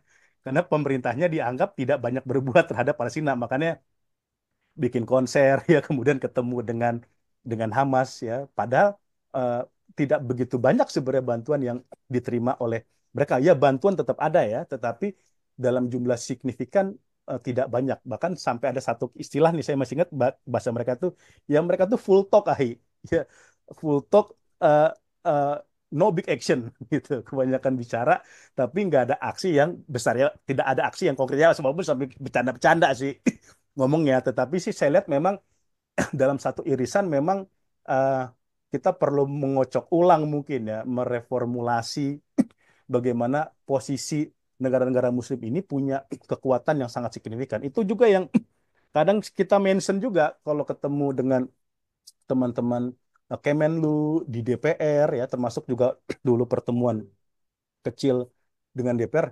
Misalkan ya ketika nanti gencatan senjata, ya minimal presiden Menlu itu harus hadir ke Gaza sebagai simbol dukungan terhadap warga Gaza. Ini kan nama Indonesia juga udah disebut 2 kali nih. Sama Khalil Haya nih ketika mengumumkan kemenangan gencatan senjata, sama terakhir itu sama Abu Ubaidah yang dari Tangier sampai Ila Jakarta itu. Tangier Ila Jakarta ya, Tangier di Maroko, Jakarta di Indonesia. Nah, kita seharusnya bisa bisa lebih konkret lagi selain cuman ya bantuan kemanusiaan tetap perlu bukan yang nggak penting itu tetap perlu ini darurat tapi hal-hal yang lebih konkret yang simpel aja deh menurut saya yang kira-kira terukur misalkan apakah pejuang Gaza punya posisi yang setara misalkan dengan kedubes Palestina yang ada di di Jakarta, gitu ya. Karena kita nggak mungkin berbicara tentang kemerdekaan Palestina dengan mengabaikan faksi-faksi pejuang utamanya mereka tuh, ya entah itu Harokah Al-Muqawamahnya, lalu Jihad Islamnya, lalu kemudian Front Populer untuk Palestine Liberation dan lain sebagainya, gitu. Ini kan kan dia nggak punya posisi yang setara nih. Bahkan kalau kita dulu saya masih ingat ya, dulu Hamas pernah ke Jakarta, itu mentok di Ngabalin, ya mentok di Ngabalin itu masih apa di bawah Pak Muldoko lah. Jadi sampai Muldoko aja belum tuh, apalagi sampai Jokowi. Padahal surat dari Ismail Haniyeh berkali-kali tuh datang ke Pejambon, ke Kemenlu untuk melakukan pertemuan resmi antara Hamas ya dengan Pak Jokowi. Dulu Ismail Haniyeh ya masih ketika masih masih hidup gitu. Nah, ini menurut saya eh, yang terukur yang lebih kecil misalkan apakah Hamas itu punya tempat yang sama dengan PLO yang ada di sini. Karena ya, ya PLO atau otoritas Palestina kita akui sebagai otoritas, tetapi dalam konteks pertempuran terjadi di Gaza, ya yang bertempur ialah ya faksi-faksi pejuang ini, kayak gitu. Itu mungkin salah satu hal yang bisa kita kita lakukan. Mungkin punya kantor atau apa, mungkin jauh ya, tapi minimal ini punya tempat yang setara. Ketika ke Doha bisa, ketika melakukan advokasi Palestina juga bisa ke Doha, ketemu faksi-faksi itu. Ya walaupun misalkan Kemlu mengatakan, ya kami sebenarnya berdialog sih Pak di belakang layar ya dengan mereka ya seperti itu. Tapi kan ini masih pada dialog-dialog yang sifatnya informal ya. Kita belum melihat yang formal seperti misalkan negosiasi Taliban ya dengan Afghanistan itu kan datang ya di Istana Negara, datang ke mana tuh ke MUI gitu ya. Hamas itu pingin dia juga datang ke Jakarta, tapi dia selalu mengatakan apakah ada jaminan keamanan ya yang diberikan Jakarta ketika para delegasi kami itu hadir. Bahkan itu kan mentoknya selalu di Malaysia tuh. Osama Hamdan gitu ya kan, Haniyeh ya, kemudian eh, Khalid Misal itu kan biasanya kan di Kuala Lumpur tuh. Dia bertemu Mahathir, bertemu dengan Anwar Ibrahim. Padahal kan skup diplomasi kita sebenarnya kan lebih besar dari Malaysia dan mereka tuh kan lebih menganggap Indonesia karena Indonesia itu negara muslim terbesar dan juga pemimpin ASEAN dan juga punya posisi yang strategis kalau kita lihat konstitusinya di Indonesia. Konstitusi kita dalam melawan penjajahan. Begitu mungkin Mas Hasbi ya dan Bu Reni semoga bisa menjawab. Ya, Terima makasih kasih Mas Mas Roy. Guru. Ya, kita masih punya waktu 10 menit, Mas Roy nih, sampai jam setengah 10. Oke. Ini ada yang beberapa teman-teman yang on apa? Eh, Yang on video. Ini ada Mbak Freda, nih, Mbak Freda, silahkan Mbak Freda. di Pak Pizarro, selamat malam, Assalamualaikum. Perkenalkan saya Mbak Alfreda, Waalaikumsalam. kolega dari Pak Hasbi Aswar gitu. Oh iya. Hmm. Oke, saya eh, punya pertanyaan yang menarik begitu ya, karena melihat Trump ini kan presiden yang baru, Pak Pizarro. Hmm. Kemudian Iya. saya tuh kemarin baca artikel di Kompas itu bahwa eh, Trump ini ingin memiliki image yang berbeda gitu ya kan, di apa hubungan Arab sama Timur Tengah gitu ya. Hmm. Kemudian menarik juga tadi gencatan senjata ini apakah akan jeda sementara atau itu memang akan selamanya gitu. Kalau selamanya kan senang ya, wah gak ada perang lagi Iya, gitu. iya. Jadi yang menarik buat saya itu gimana ya kebijakan luar negerinya Trump itu di masa depan gitu dengan dia punya mau dengan image baru yang tadi, oh ya saya presiden baru yang akan meresolusi menyelesaikan sebuah konflik begitu ya. Tetapi Hmm. ada kemungkinan perang itu mungkin terjadi lagi ya gitu. Kira-kira gimana nih Pak Pizarro? Oke, iya. Baik, baik. Ya kalau gencatan Gaza permanen, Mas Hasbi, UI buka cabang Gaza, Mas Hasbi. Iya, iya, iya, iya, iya. Seperti itu. Ya, Bu Alfreda ya, salam kenal Bu. Ya, ya apakah gencatan senjata ini permanen? Nah, kalau kita lihat dari butir-butir yang ada aja ya, yang tadi udah saya sampaikan, itu memang tidak permanen. Ya, misalkan aja fase pertama itu hanya 42 hari. Ya, setelah 42 hari, lalu apa nih? Apakah langsung ke fase kedua? Nah, itu enggak. Jadi fase keduanya ini lah masih dirumuskan sampai sekarang gitu. Makanya kan fase kedua itu nggak ada tuh rincian-rincian detailnya tuh ya. Kalau yang di fase satu kan ada rincian detail ya, pertukaran sandera 33, nukernya ke berapa. Lalu kemudian pasukan Israel mundur berapa ratus meter. Itu kan detail. Nah, itu kan udah hasil diskusi panjang itu kan bolak-balik ke Doha tuh ya, utusannya Amerika, Mesir, Hamas diskusi. Nah, Jadi yang sekarang ini baru sementara, baru 42 hari. Apakah setelah 42 hari bisa perang lagi? Ya bisa jadi. Kalau nggak ketemu titik temu yang nggak usah 42 hari, Bu. Ini 7 hari pun juga bisa perang lagi. Ya, yang tadi saya katakan aja udah terjadi 5 gencatan senjata ya. Yang ada 2 warga Palestina yang tewas, yang satu di sniper gitu ya, di sniper. Ini saya kutip langsung dari kantor berita Wafa ya, Wafa kan kantor berita resmi Palestina ya. Memang biasanya dalam situasi yang hening, ketika terjadi gencatan senjata, itu memang serangannya nggak lagi serangan vulgar, Bu. Kalau vulgar kan kalau lagi perang ya, tapi serangan itu yang lebih hening ya pakai sniper gitu ya. Dan ini memang khas wilayah wilayah di Timur Tengah. Saya pernah liputan konflik 10 hari itu di Suriah. Ya.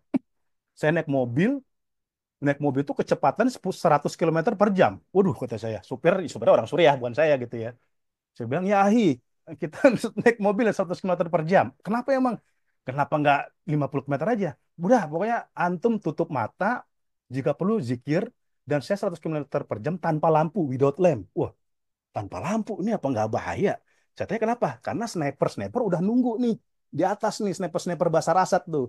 Yang dicari orang-orang kayak antum, Sohafi, sama perawat, kata dia. Karena Sohafi, jurnalis itu suka ngungkap keluar gitu. Nah, itu memang khas Bu dalam wilayah perang. Tembakan sniper itu. Dan betul saya naik mobil 100 km per jam tanpa lampu, suara jangkrik aja saya nggak dengar tuh. Saya saking heningnya ya. Kenceng ya, alhamdulillah saya selamat. Dulu saya sempat dibilang kayak gini. Nanti kalau sampai, karena ada pernah tabrakan di depan mobil tanpa lampu, bertabrakan dengan mobil di depannya yang juga tanpa lampu. Namanya juga lagi perang kan nggak boleh ada lampu kesorot tuh. Tabrakan setengah badannya lumpuh supirnya tuh. Lah saya dibilangin, udah Mas Pizarro tutup muka aja. Kalau kejadian terburuk, jika kita tabrakan, kata dia, ilali kok fijannah, kata dia. Sampai jumpa di surga. Dalam hati saya, ya antum masuk surga. Kalau saya banyak dosa aja, bisa jadi masuk neraka. Kayak gitu. Ya, jadi ini hal yang lumrah ya. Makanya terjadi tembakan sniper di Rafah. Itu yang kita mirisnya satu anak remaja tuh. Yang masih anak-anak itu kena tembakan sniper. Gitu. Karena kan di Gaza itu juga, atau bisa jadi dia nyewa orang bayaran ya. Orang yang ada di Gaza yang bisa dibeli yang untuk nembak pas orang-orang yang nggak bersalah untuk memancing kembali terjadi konfrontasi. Menurut saya ini pancingan untuk Hamas. Ya, apakah Hamas akan melakukan perlawanan balik, akan melakukan serangan hingga kemudian gencatan senjata itu gagal. Tapi saya lihat kayaknya Hamas sementara ini masih sabar karena dia tahu dia ingin menunjukkan siapa yang melakukan pelanggaran gencatan senjata gitu ya, karena dia sangat menjaga etika perang. Helikopter Israel aja saya lihat itu ya dari Hamas itu helikopter Israel ngambil tentara yang terluka aja nggak ditembakin sama Hamas. Padahal kan namanya juga genosida, bukan lagi perang, dirudal aja tuh helikopternya. Tapi ini sengaja, karena etika perang, kalau ada tentara terluka, silakan diambil. Gitu. Nah, itu mereka sangat sangat itu. Jadi menurut saya sih seperti itu, Bu ya. Ini kita, kalau saya melihat rekam jejak Israel selama ini, saya nggak begitu yakin ya, gencatan senjata ini akan langgeng ataupun permanen. Ya, kemudian saya juga nggak begitu yakin Donald Trump, kita mengetahui sendiri ya, Amerika Serikat adalah penyokong besar Israel ya, dan dengan ya walaupun ada dukungan kalangan Arab terhadap Donald Trump, kita jangan lupa menteri menteri utusannya, menlunya segala macam itu orang-orang yang pro Israel semua gitu.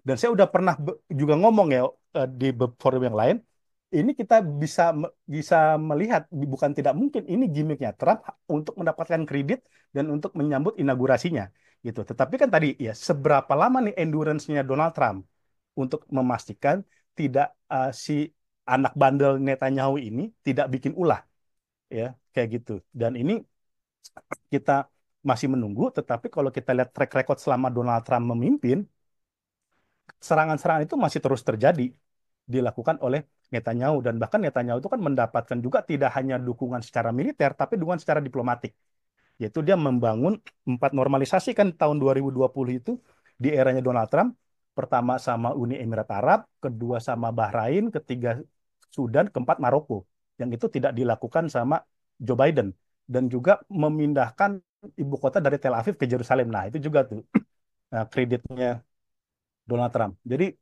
seperti itu Bu ya. Kalau saya lihat pejuang-pejuang Gaza ini udah siap untuk melakukan perlawanan kalau memang gencatan senjata itu di tengah jalan qadarullah itu tidak berlanjut. Ya, mereka pun sudah siap. Justru menurut saya nggak begitu siap itu Israel yang nggak siap. Karena apa? Dia sekarang udah pakai tentara cadangan. Bahkan yang lagi rame di Israel ini kan undang-undang wajib militer untuk kelompok Yahudi Haredim.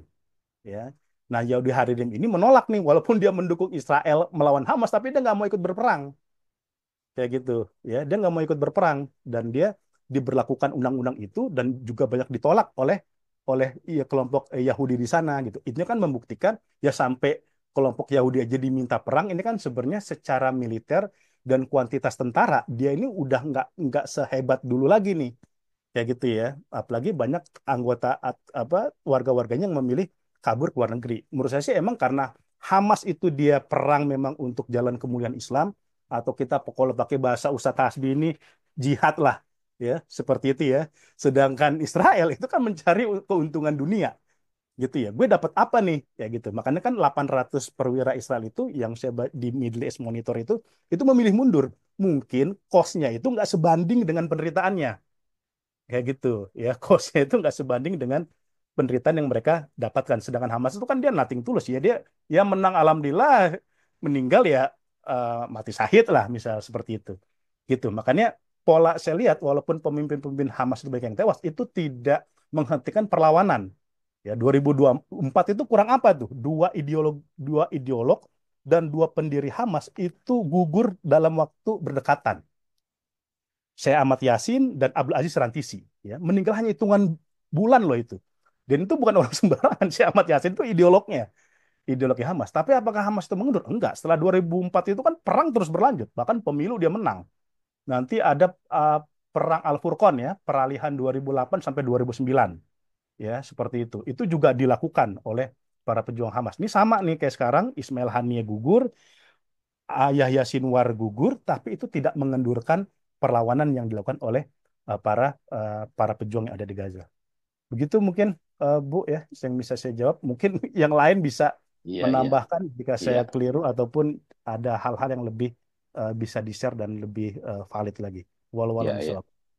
Ya, makasih Mas Roy. Memang ini ya kita tidak boleh hanya melihat apa yang disampaikan oleh si presiden terpilih ya. Kadang-kadang kita orang Indonesia kan suka ini ya, gampang terpengaruh oleh pidato-pidato presiden terpilih gitu. Kita pengen ini, kita pengen itu, tanpa melihat circle-nya kan, circle-nya dia, kemudian kelompok-kelompok kepentingan yang paling kuat di situ. Nah, kalau bicara Trump itu kan ya, saya kira sejak periode pertama dan kedua itu kan orang-orang apa ya, banyak tokoh-tokoh lah yang sangat sangat pro Israel ya yang berada di lingkaran termasuk donatur-donatur gitu ya.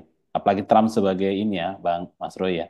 Sebagai pengusaha besar saya kira tidak akan lepas tuh dari investor-investor besar Yahudi di Amerika kan yang menduduki 100 orang terkaya di siapa di dunia lah. Kemarin di inaugurasi juga ada yang pendirinya Facebook juga ada kan di belakang tuh, ada Elon Musk gitu ya yang itu juga notabene orang-orang yang sangat pro terhadap ya, penyumbang donatur tetapnya Israel. Eh, Waktu kita sudah habis sebenarnya. Ada lagi yang ingin di ini terakhir, Saya mau bertanya, boleh Pak Asbi? Terakhir mungkin. gimana Mas Roy? Silakan nggak apa-apa Bu. Oke, Ya, siap. Terima kasih Mas Roy atas materinya sangat luar biasa dan sangat insightful sekali. Sebenarnya menarik ya, Pak Roy. Jadi sejak gencatan senjata resmi diberlakukan ini pada 19 Januari, nggak Pak Roy ya, 19 Januari kemarin gitu kan. Jadi di salah satu sisi memang ada harapan gitu kan ya, ada harapan akan perdamaian kembali begitu Pak ya. Apa yang muncul di tengah masyarakat itu yang saat ini eh, se- setelah gitu ya, setelah menderita akibat konflik gitu ya. Namun di salah satu sisi juga apa namanya mereka juga masih mengalami banyak tantangan gitu Pak ya, tantangan yang sangat besar begitu juga. Salah satunya mungkin rekonstruksi infrastruktur gitu ya, kemudian hingga stabilitas politik itu sangat mempunyai tantangan besar di dalam hal itu gitu ya, khususnya dalam stabilitas politik gitu.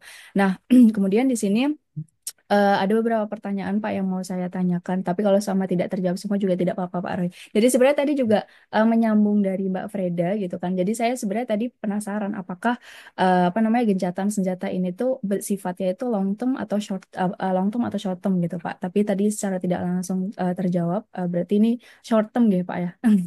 Ya. Jangka pendek gitu ya Pak ya. Nah, kemudian menurut Pak Roy sendiri atau mungkin Bapak Ibu yang ada di sini, gimana sih Pak apa namanya langkah-langkah strategis atau mungkin sanksi yang efektif yang harus diambil untuk memastikan perdamaian dalam tanda kutip gitu ya, perdamaian yang berkelanjutan ini gitu. Kemudian dan bagaimana peran-peran negara-negara apa namanya lain Muslim lainnya seperti mungkin Mesir, Qatar dan Turki dalam apa namanya gencatan senjata ini bagaimana Pak untuk menjembatani konflik politik ini dan membantu rekonstruksi Gaza dan yang terakhir dan menurut Bapak bagaimana masa depan Hamas di Palestina setelah gencatan senjata ini begitu Bapak terima kasih. Iya, iya, Ya, iya, iya. silakan. Makasih Bu Dewi ya. Iya, saya Iya. minimal ada tiga hal yang bisa dilakukan negara Muslim secara signifikan.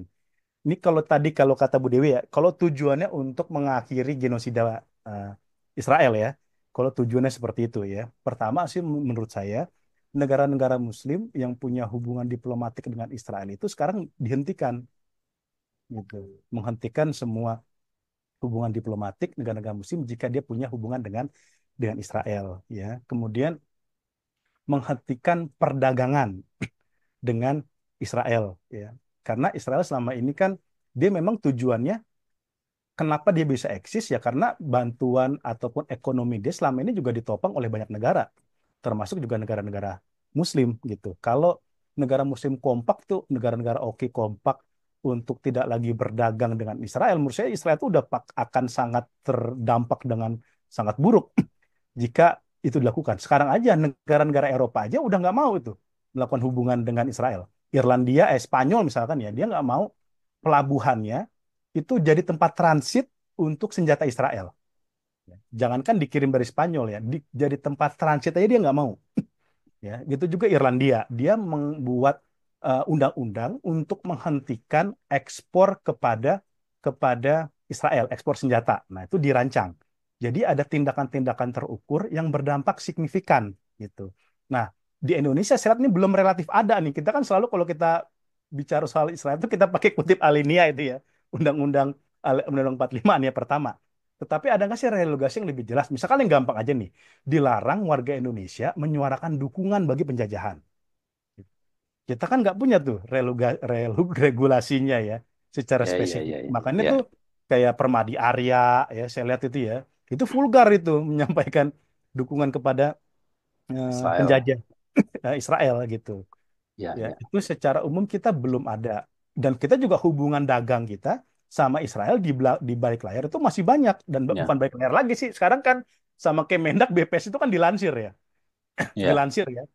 Tingkat walaupun memang jumlahnya tidak banyak ya. Kalau kata Kemlu ya itu kan di bawah 1% sih Pak dan itu kebanyakan swasta ya. Tetapi ini sebagai dukungan kita sebagai negara Muslim berdaulat, apalagi ini lagi penjajahan, menurut saya itu nggak ada lagi keran kita dengan Israel seperti itu. Saya ini pengalaman misalkan, saya pengalaman dulu saya di Anadolu ya kantor berita Turki, ada dari Turkish Aerospace Industry dia nawarin drone ke Indonesia ke ke apa ke eh, apa industri di Indonesia gitu. Saya nganterin doang gitu ya. Nah, itu dia ikut ikut ini ikut eh bahasa apa kayak bukan lelang apa maksudnya tuh ikut penawaran ya, penawaran kepada pemerintah. Dan yang menarik yang ikutnya ialah siapa aja? Ada Prancis, Cina, Turki dan Israel. Kayak gitu. Dan Israel dia lewat Singapura. Ya, dagangnya gitu. Nah, itu kan ada gitu. Bukti itu tetap ada gitu. Nah, sebenarnya teman-teman NGO ya, dulu saya ingat Kontras ya, udah datang bahkan ke Kemendak tuh. Datang langsung ke Kemendak memberikan bukti-bukti perdagangan Indonesia dengan Israel kayak gitu ya. Tetapi yang nggak ada follow up-nya. Pak Zulkifli Hasan pun ketika kita tanya di konvers ya kita tanya ya, oh nanti kami akan cek. Selalu kayak gitu. Sampai sekarang saya belum belum lihat ada bukti konkret ya gitu. Nah kan nanti kayak kasus kemarin ada teman-teman ormas ya oknum yang datang ke Israel menyuarakan dukungan itu kan masih masih terjadi Ya, seperti itu ya. Dan ketiga, Bu Dewi ya, ya memang koalisi militer, ya, koalisi militer untuk menghentikan genosida yang berlangsung di Gaza. Selama diplomasi kita masih diplomasi kutukan, diplomasi kecaman, menurut saya Israel sudah mengukur gitu, sudah mengukur kapasitas negara-negara Muslim untuk melakukan counter terhadap terhadap mereka. Sedangkan Israel kan dapat dukungan itu luar biasa dari Amerika ya, yang kalau data terakhir itu 22 miliar US dollar. Itu dari yang Oktober sampai Desember. Saya nggak tahu apakah itu masuk dana 8,3 miliar US dollar per tahun yang ditetapkan Obama tuh. Kan selama 10 tahun tuh di eranya Obama ya. Selama 10 tahun. Jadi per 10 tahun itu 83 miliar dolar, per tahun 8,3. Kayaknya itu belum masuk tuh. Nah, itu jumlahnya besar tuh, 1.000 triliun dia disumbangkan untuk penjajah gitu. Nah, jadi perlawanannya perlawanan militer gitu, selain perlawanan diplomasi. Nah, kalau tindakan-tindakan kolektif seperti ini militer tidak dilakukan, ini kalau kita bicara tentang solusi jangka panjang ya, maksud saya ya, ini tampaknya memang agak berat ya, walaupun pola-pola diplomasi kita, tekanan kita pun juga bisa kita terus lakukan. Saya dulu pernah nantang gini ke Kemenlu ya, pas dulu kita diundang memberikan masukan untuk 5 tahun ke depan. Usaha saya simpel aja, berani nggak Pak Indonesia tuh datang ke Gaza, presiden kita, Menlu kita. Lalu kata Kemlu, ini kan simpel. Saya mengatakan gini kenapa? Karena Malaysia aja berani, Najib Razak kan datang tuh. Padahal tuh kan sekarang kena kasus korupsi tuh Najib Razak. Itu dia datang ke Gaza, memberikan bantuan langsung. Qatar ya, itu juga pernah datang tuh Emir Qatar. Nah, kenapa Indonesia enggak sebagai negara Muslim? Nah, dulu jawaban Kemlu itu soalnya tuh izin lewat Israel, Pak. Kayak gitu. Harus ada jaminan dari Israel. Kayak gitu. Nah, sekarang ini kan presiden kita kan jenderal nih. Ya, ini seharusnya ini sebagai bentuk simbol dukungan bagi terhadap saudara-saudara kita yang ada di Gaza. Kayak gitu. Ini yang menurut saya 3 hal itu yang bisa kita lakukan kalau kita bicara mengenai solusi jangka panjang mengakhiri kekejaman ya atau penjajahan yang dilakukan oleh Israel. Seperti itu. Walau alam, Ya, silakan yang lain kalau yang mungkin ada tambahan atau ya, bisa mengoreksi ya, Tafadol. ya. Saya mengoreksi Mas Roy tadi terlalu panjang solusinya ya. Solusinya itu jihad ya. Tipenya itu jihad. Ya, Jihad itu kan melibatkan bisa embargo, ya kan, bisa militer ya. itu semua. Dan saya Bisa kira juga sebenarnya teknologi. konteksnya ini, Mas Roy ya, di PBB kan juga kalau kita baca di piagam itu, saya bolak-balik sering merujuk ke piagam PBB itu juga sebenarnya pendekatan untuk menghentikan pelaku kejaman juga sama sebenarnya gitu. Pendekatan diplomatik, habis itu embargo, pemutusan eh, hubungan kerjasama, dan kalau masih ngeyel diperangi. Nah itu kan sebenarnya mirip-mirip dengan konsep jihad gitu. Nah sayangnya itu tidak ada di piagam Oki ya, bahwa ketika sebuah negeri muslim diperangi maka akan diputuskan hubungan diplomatik pada musuh. Kalau tidak dilakukan Iya. itu maka semua negeri muslim akan berperang. Nah, itu nggak ada. Karena kan dalilnya Ya, jelas ya. Gitu. Ya, Ya, ada lagi mungkin. Ini ternyata Mas Troy masih membuka kesempatan. Ustadz Latif, silakan. Ustadz Ini kan Latif. kita FGD ya Mas Hasbi ya nih. Iya, Ya, iya, iya, lain iya. silakan gitu lah. Situ mungkin ada perspektif yang bisa memperkaya diskusi kita pada malam ini. Ya, iya, iya. Di sini banyak Iya. ustadz namanya nih, Ustadz Latif, Ustadz Dahdian nih. Di belakang banyak kitab-kitab tentang jihad nih, kayaknya menarik nih dibahas tentang jihad. Ada ini, Mas Daniel Darwis dari Papua. Sekarang sudah jam 11 malam. Silakan, silakan. Iya, baik. Terima kasih. Kedengaran ya? Atau tidak ya? Iya, iya, kedengaran, Kedengaran, kedengaran. kedengaran Pak. Ya. Jadi memang kan kalau kita melihat ya konflik Palestina Israel ini kan ya konflik yang bersumber dari akar sejarah yang panjang seperti itu, dan jenis konflik seperti ini memang konflik yang sangat sulit untuk diselesaikan. Ya, contoh kasus saja misalnya antara OPM dengan pemerintah Indonesia, walaupun memang kasus OPM sendiri tidak krusial sama seperti Hamas, namun ya OPM sampai sekarang pun tidak mengubah jalur ideologinya untuk kemudian anti NKRI, ya, dan ya sama sekali kemudian tidak apa namanya tidak memilih ya jalan diplomasi untuk kemudian menyelesaikan permasalahan ini, walaupun untuk kasus OPM sendiri kan memang kemudian dukungan daripada masyarakat Papua itu terpecah ya, berbeda dengan mungkin tadi konteksnya dari data yang disampaikan oleh Pak Pisaro bahwa mayoritas ya masyarakat dari Palestina itu kemudian menganggap bahwa perjuangan Hamas itu adalah perjuangan Palestina secara umum, sehingga memang kemudian ya faktor-faktor konflik yang disebabkan oleh sejarah seperti ini memang uh, tidak mudah untuk kemudian diselesaikan dengan cara-cara diplomasi dan kata damai, karena ada sebuah faktor uh, apa histori ya, apa psikologi historikal yang kemudian memang kemudian menguat sebagai sebuah dorongan ideologi yang kemudian terus mengarah kepada upaya untuk kemudian melakukan perjuangan ya. Kami melihat seperti itu ya, seperti itu.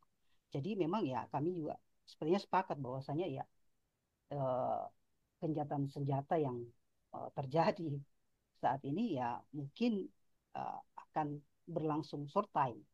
Apalagi kalau kita lihat kerusakan infrastruktur yang terjadi di Gaza.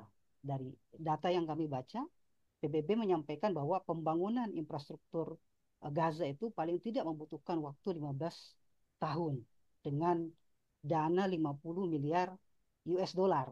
Ya, ketika kemudian itu tidak kemudian mampu dicapai, di sisi lain kemudian juga ada faktor narasi penjajahan yang kemudian memang sudah mengakar di dalam kelompok-kelompok militan yang ada di Palestina, maka memang menjadi sebuah uh, hal yang sulit untuk kemudian menariknya kepada arah meja perundingan. Dan solusi two state sendiri pun juga sebenarnya kan itu adalah narasi yang kemudian dikembangkan oleh PBB dan dunia internasional sendiri terhadap Palestina, tanpa kemudian melihat ya suara-suara yang kemudian mengakar dari uh, warga Palestina itu sendiri terkait dengan uh, mereka sepakat tidak dengan two state solution itu atau tidak.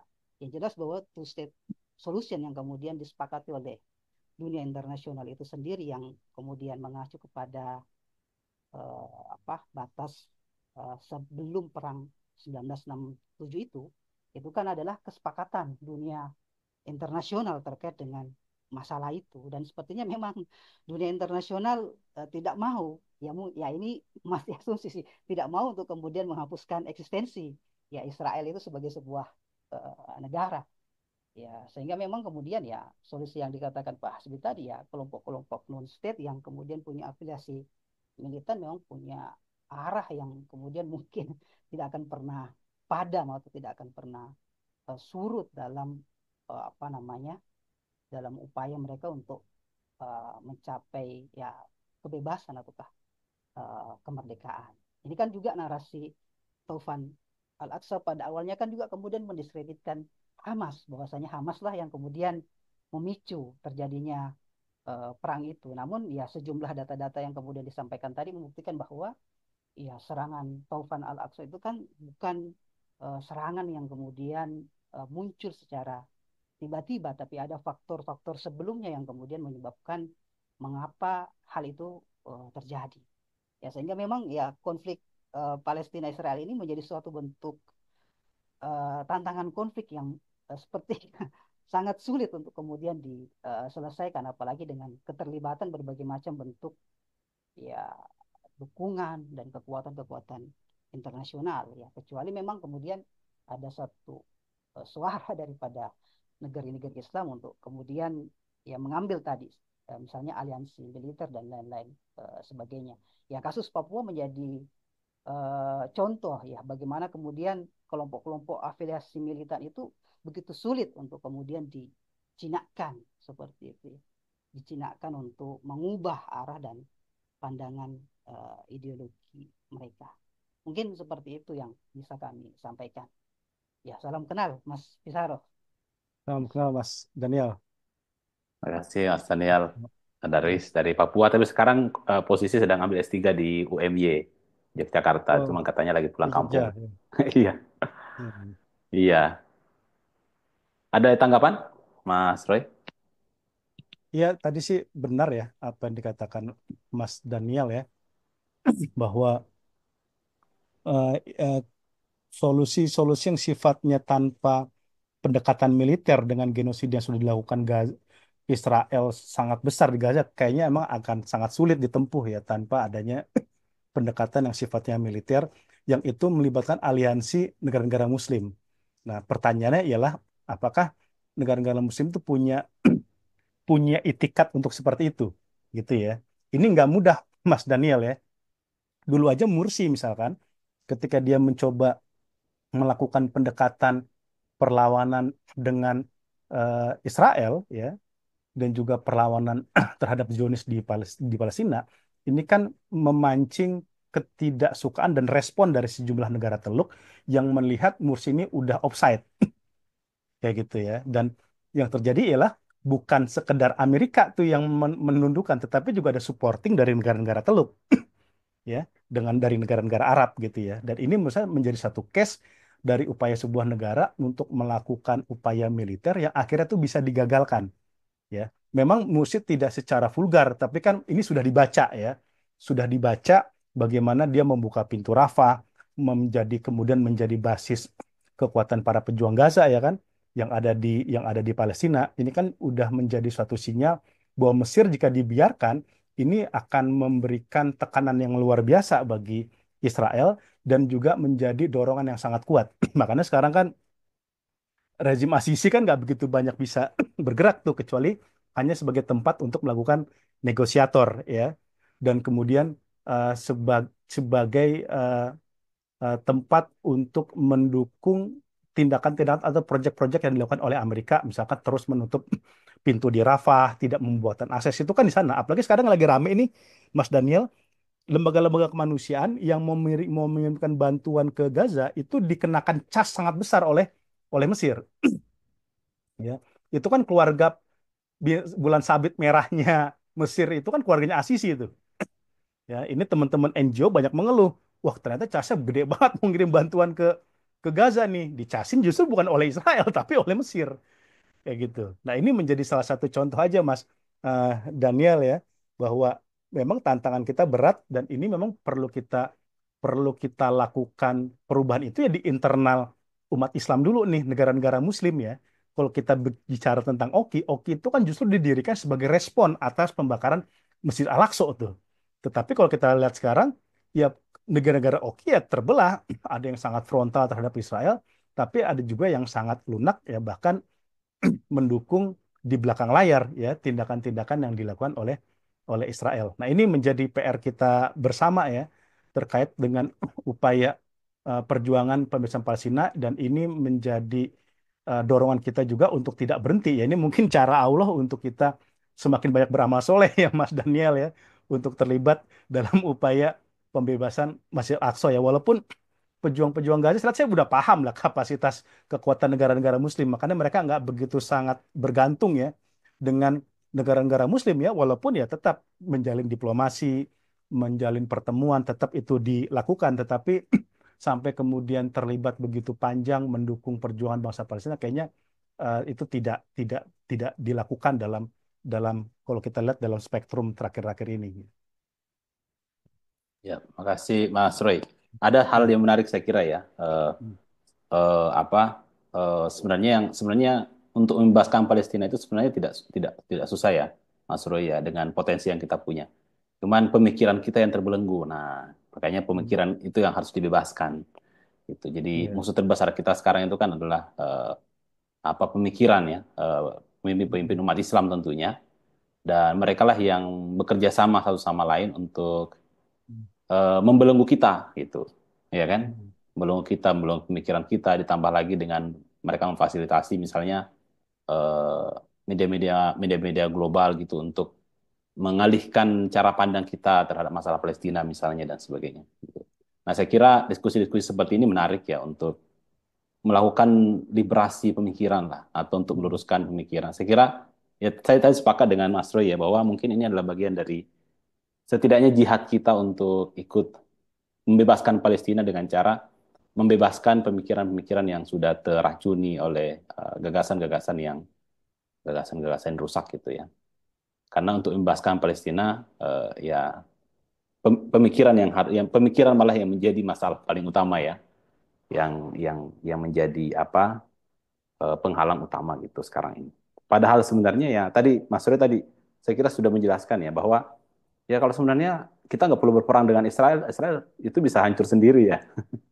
Anehnya itu kan ini ya, kok Israel bisa memblokade Gaza, sementara Israel itu kan di tengah-tengah komunitas Muslim global ya, ya nggak Iya gitu. betul. Hmm. Ada Turki, ada Mesir, ada Yordan, negara-negara Afrika itu kan aneh banget gitu loh. Israel itu berapa juta sih kan? Berapa juta, nggak sampai 10 juta. Sementara negara-negara Arab Muslim di situ kan itu puluhan juta gitu loh. Banyak sekali. Tinggal disiram air itu semua. Tenggelam itu Israel misalnya gitu. Itu kalau ada keinginan. Cuman, nah ini Mas Rey juga, saya juga pengen ngerespon nih. Kenapa sih negara-negara Arab tadi juga kenapa Mursi misalnya akhirnya negara Arab lebih cenderung eh, sama-sama menggebukin Mursi ya. Hmm. Termasuk juga misalnya nih pas isu Iran Israel kok negara Arab lebih condong ke Ke Israel Iran, kan ke Israel. daripada ke Iran. Saya kok melihat ini ya ada nasionalisme yang sangat sangat membuncah gitu di negara-negara Arab. Mereka tuh pengen stabilitas kalau saya melihat Mas Roy.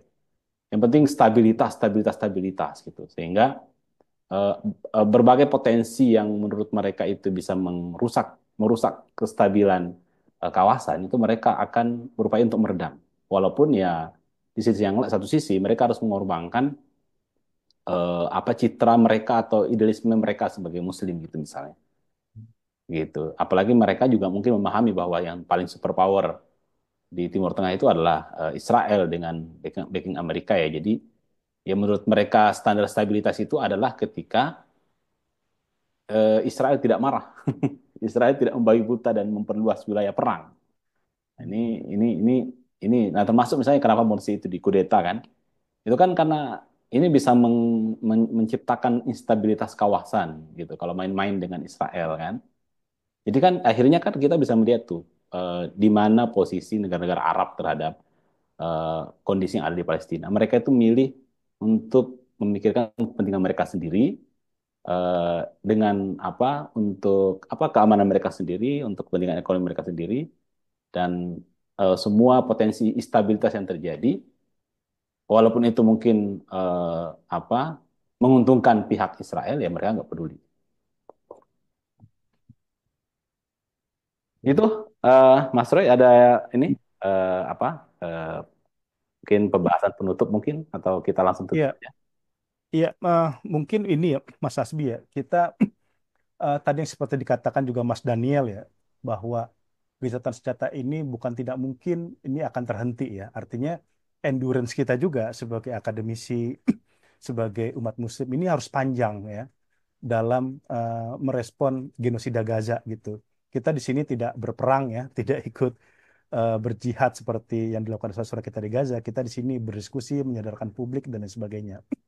Ini menurut saya eh, kita harus punya energi yang prima, Mas Daniel, Mas Hasbi ya, dalam mengarungi pertarungan jangka panjang. Yang kedua, kita harus banyak terlibat juga dengan publik ya. Publik ini kalau kayak saya lihat di bawah itu memang sangat gandrung sekali mengenai update apa yang terjadi saudara kita di Palestina. Dan yang dilakukan sekarang kan masyarakat itu justru yang melakukan gerakan boykot ya, yang melakukan demonstrasi itu mereka ya. Saya tuh mengusulkan dulu sama Kemenlu pertemuan-pertemuan Kemlu dengan publik, ormas, akademisi itu harus sering dilakukan ya karena saya sama Mas Faisal Asegaf ya, saya jurnalis di Pos Kemenlu, saya nggak begitu banyak menemukan pertemuan-pertemuan intens yang dilakukan oleh Kemenlu dengan publik kecuali nanti kalau ada momentum aja nih. Ya sekarang kan tadi nih diundang ada FOS, apa Dompet Duafa, NPC-nya Bang Onim, INH-nya Husen untuk distribusi bantuan. Nah, itu kan momentum aja tuh. Tetapi bagaimana sih sebenarnya kita merespon kepada hal-hal yang lebih beyond ya, soal kemerdekaan, soal blokade Gaza, soal boykot dan sebagainya. Kemudian juga ini juga perlu kita juga mendorong memang partisipasi negara itu tidak lagi berbicara pada hal yang sifatnya itu sudah konvensional diplomasi ya, kutukan, memberikan bantuan dan sebagainya. Kemarin ketika pertemuan di DPR itu menarik dari teman-teman aktivis Palestina atau influencer yang banyak di medsos, apa respon pemerintah ketika banyak sekali konten-konten Palestina itu di take down oleh Meta, oleh Instagram. Saya juga punya YouTube itu di take down juga sama sama Meta tuh. Ya, tapi kan kita nggak melihat pembelaan dari Menkominfo, pembelaan dari Kemenlu, pembelaan dari DPR atas kasus ini. Padahal kita teriak kita lawan Palestina, ya, kita lawan Israel, kita dukung Palestina dan sebagainya. Tetapi kejadian-kejadian tentang konten-konten yang diturunkan oleh Meta, padahal ini di negara kita sendiri loh, ya, Iya, mereka iya, tuh iya. nyari uang di sini loh, ya, Iya, iya, mereka iya. tuh mengeruk keuntungan dari Indonesia, ya, tetapi mereka dengan semena-mena itu terjadi. Nah, dulu kan kalau di Malaysia tuh berani tuh Anwar, dia ketika postingannya di take down, dia kecam Meta, ancam tutup, dibalikin ya kan. Nah, saya harap itu juga ada pembelaan seperti itu dari negara ya kepada ya aktivis, akademisi dan lain sebagainya yang selama ini justru mengalami genosida digital. Ya, kita membahasakan itu digital genocide ya yang dilakukan oleh Meta. Apalagi tadi kan Elon Musk, Mark Zuckerberg dan segala macam itu kan dia memang stand for genocide seperti itu. Nah, kok di Amerika aja negara yang non muslim itu berani mereka. Ya, saya punya teman-teman tuh di Kode Pink namanya ya. Itu dia tugasnya tiap hari cuma nongkrong di depan rumahnya Blinken. Ketika mobil Anthony Blinken keluar tuh ditumpahin tuh air warna merah bersih darah. You are the Secretary of Genocide. Gitu aja tugasnya. Kayak gitu. Nah, atau dia bawa spanduk, don't use our text to kill Palestinian child. Mereka bukan Muslim, mereka non Muslim, tapi mereka berani gitu. Nah, kita sebagai negara Muslim harusnya berani untuk melakukan hal seperti itu. Nah, ini mungkin yang ke depan ya, semoga stamina kita terus terjaga, energi kita juga terpompa ya untuk bisa dan alhamdulillah ya sekarang Mas Daniel ya dan Mas Hasbi, saya lihat di publik sekarang udah mulai engah ya isu-isu Palestina ya. Ya mungkin ini juga atas kontribusi yang dilakukan oleh para ustadz, akademisi yang selama ini mengedukasi publik. Dulu saya masih ingat ya, 2018 saya bikin liputan tentang pandangan masyarakat Jakarta tentang Palestina. Itu masih ada selentingan kayak begini nih. Saya wawancara tuh ojek, penjaga nasi Padang.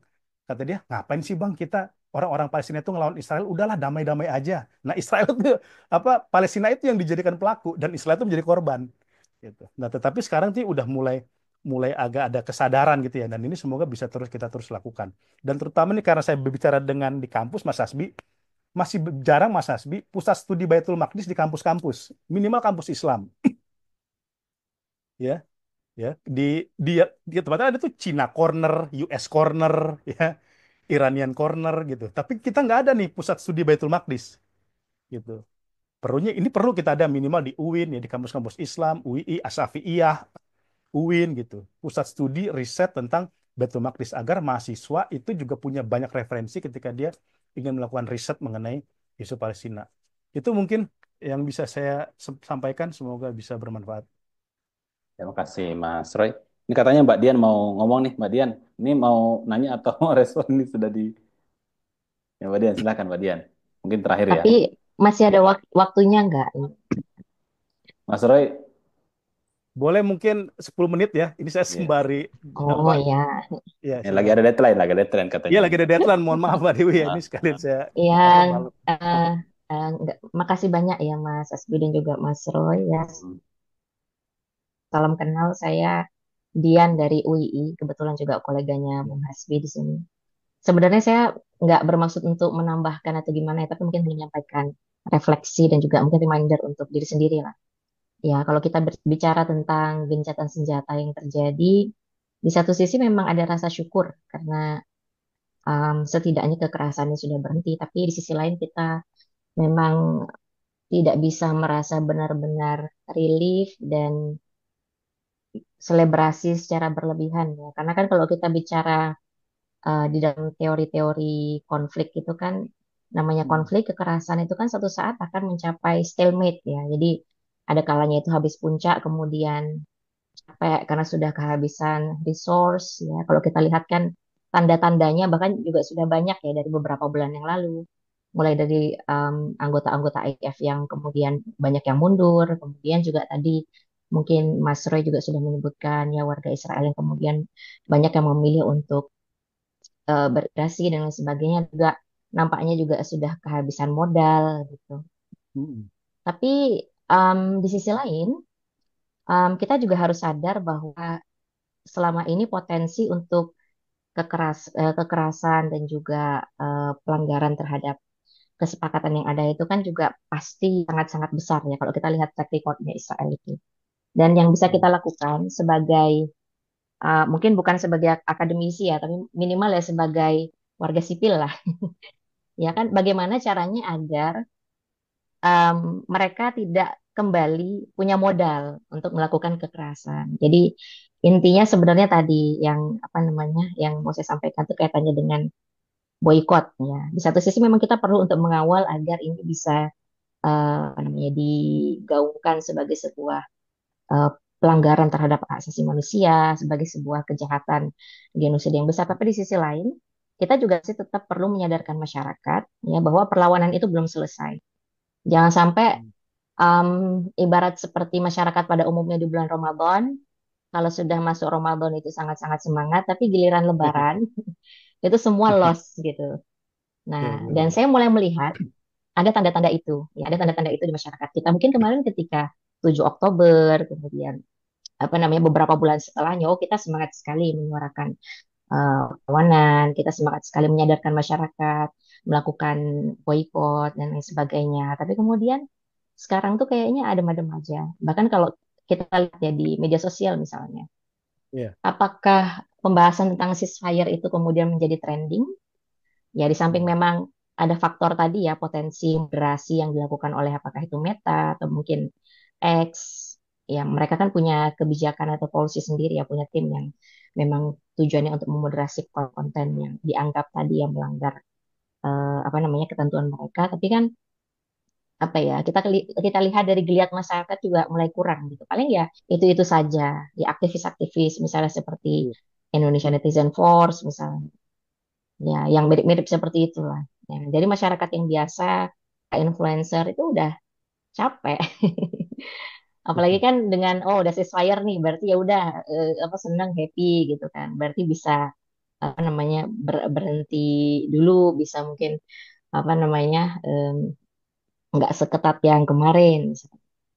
Dan yang paling sedih adalah ini perspektif ini ya, saya sebagai eh, masyarakat biasa lah, yang membuat sedih adalah daripada apa namanya menguatkan pembahasan atau diskursus yang berkaitan dengan Palestina, tentang Gaza, tentang Al-Aqsa.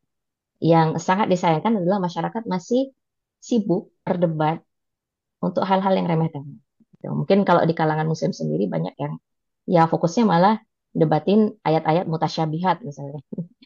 Padahal kalau kita lihat dari sejarah apa namanya peradaban Islam di masa dulu itu kan kenapa ada tokoh-tokoh yang kemudian bisa membebaskan Al-Aqsa? Itu kan karena masyarakatnya itu sudah selesai dengan perdebatan-perdebatan yang tadi yang apa namanya kontraproduktif tadi ya, perdebatan-perdebatan yang bisa membawa perpecahan. Gitu. Ya, jadi um, ini bukan waktu kita untuk merasa lega, justru malah kalau tadi ya diibaratkan dengan Ramadan, harusnya ibadah kita, jihad kita itu lebih kuat lagi gitu setelah gencatan senjata ini. Caranya dengan tadi menyuarakan, kemudian tidak berhenti apa namanya untuk membahas dalam forum-forum ilmiah atau bahkan forum-forum yang ada di masyarakat. Karena kan sebenarnya kan yang butuh diedukasi itu kan juga masyarakat-masyarakat yang apa ya bisa dibilang awam ya, termasuk saya sendiri ya juga sama gitu. Ya, jadi kita untuk tetap vokal seperti itu gitu. Jadi jangan apa namanya beristirahat lah istilahnya ya.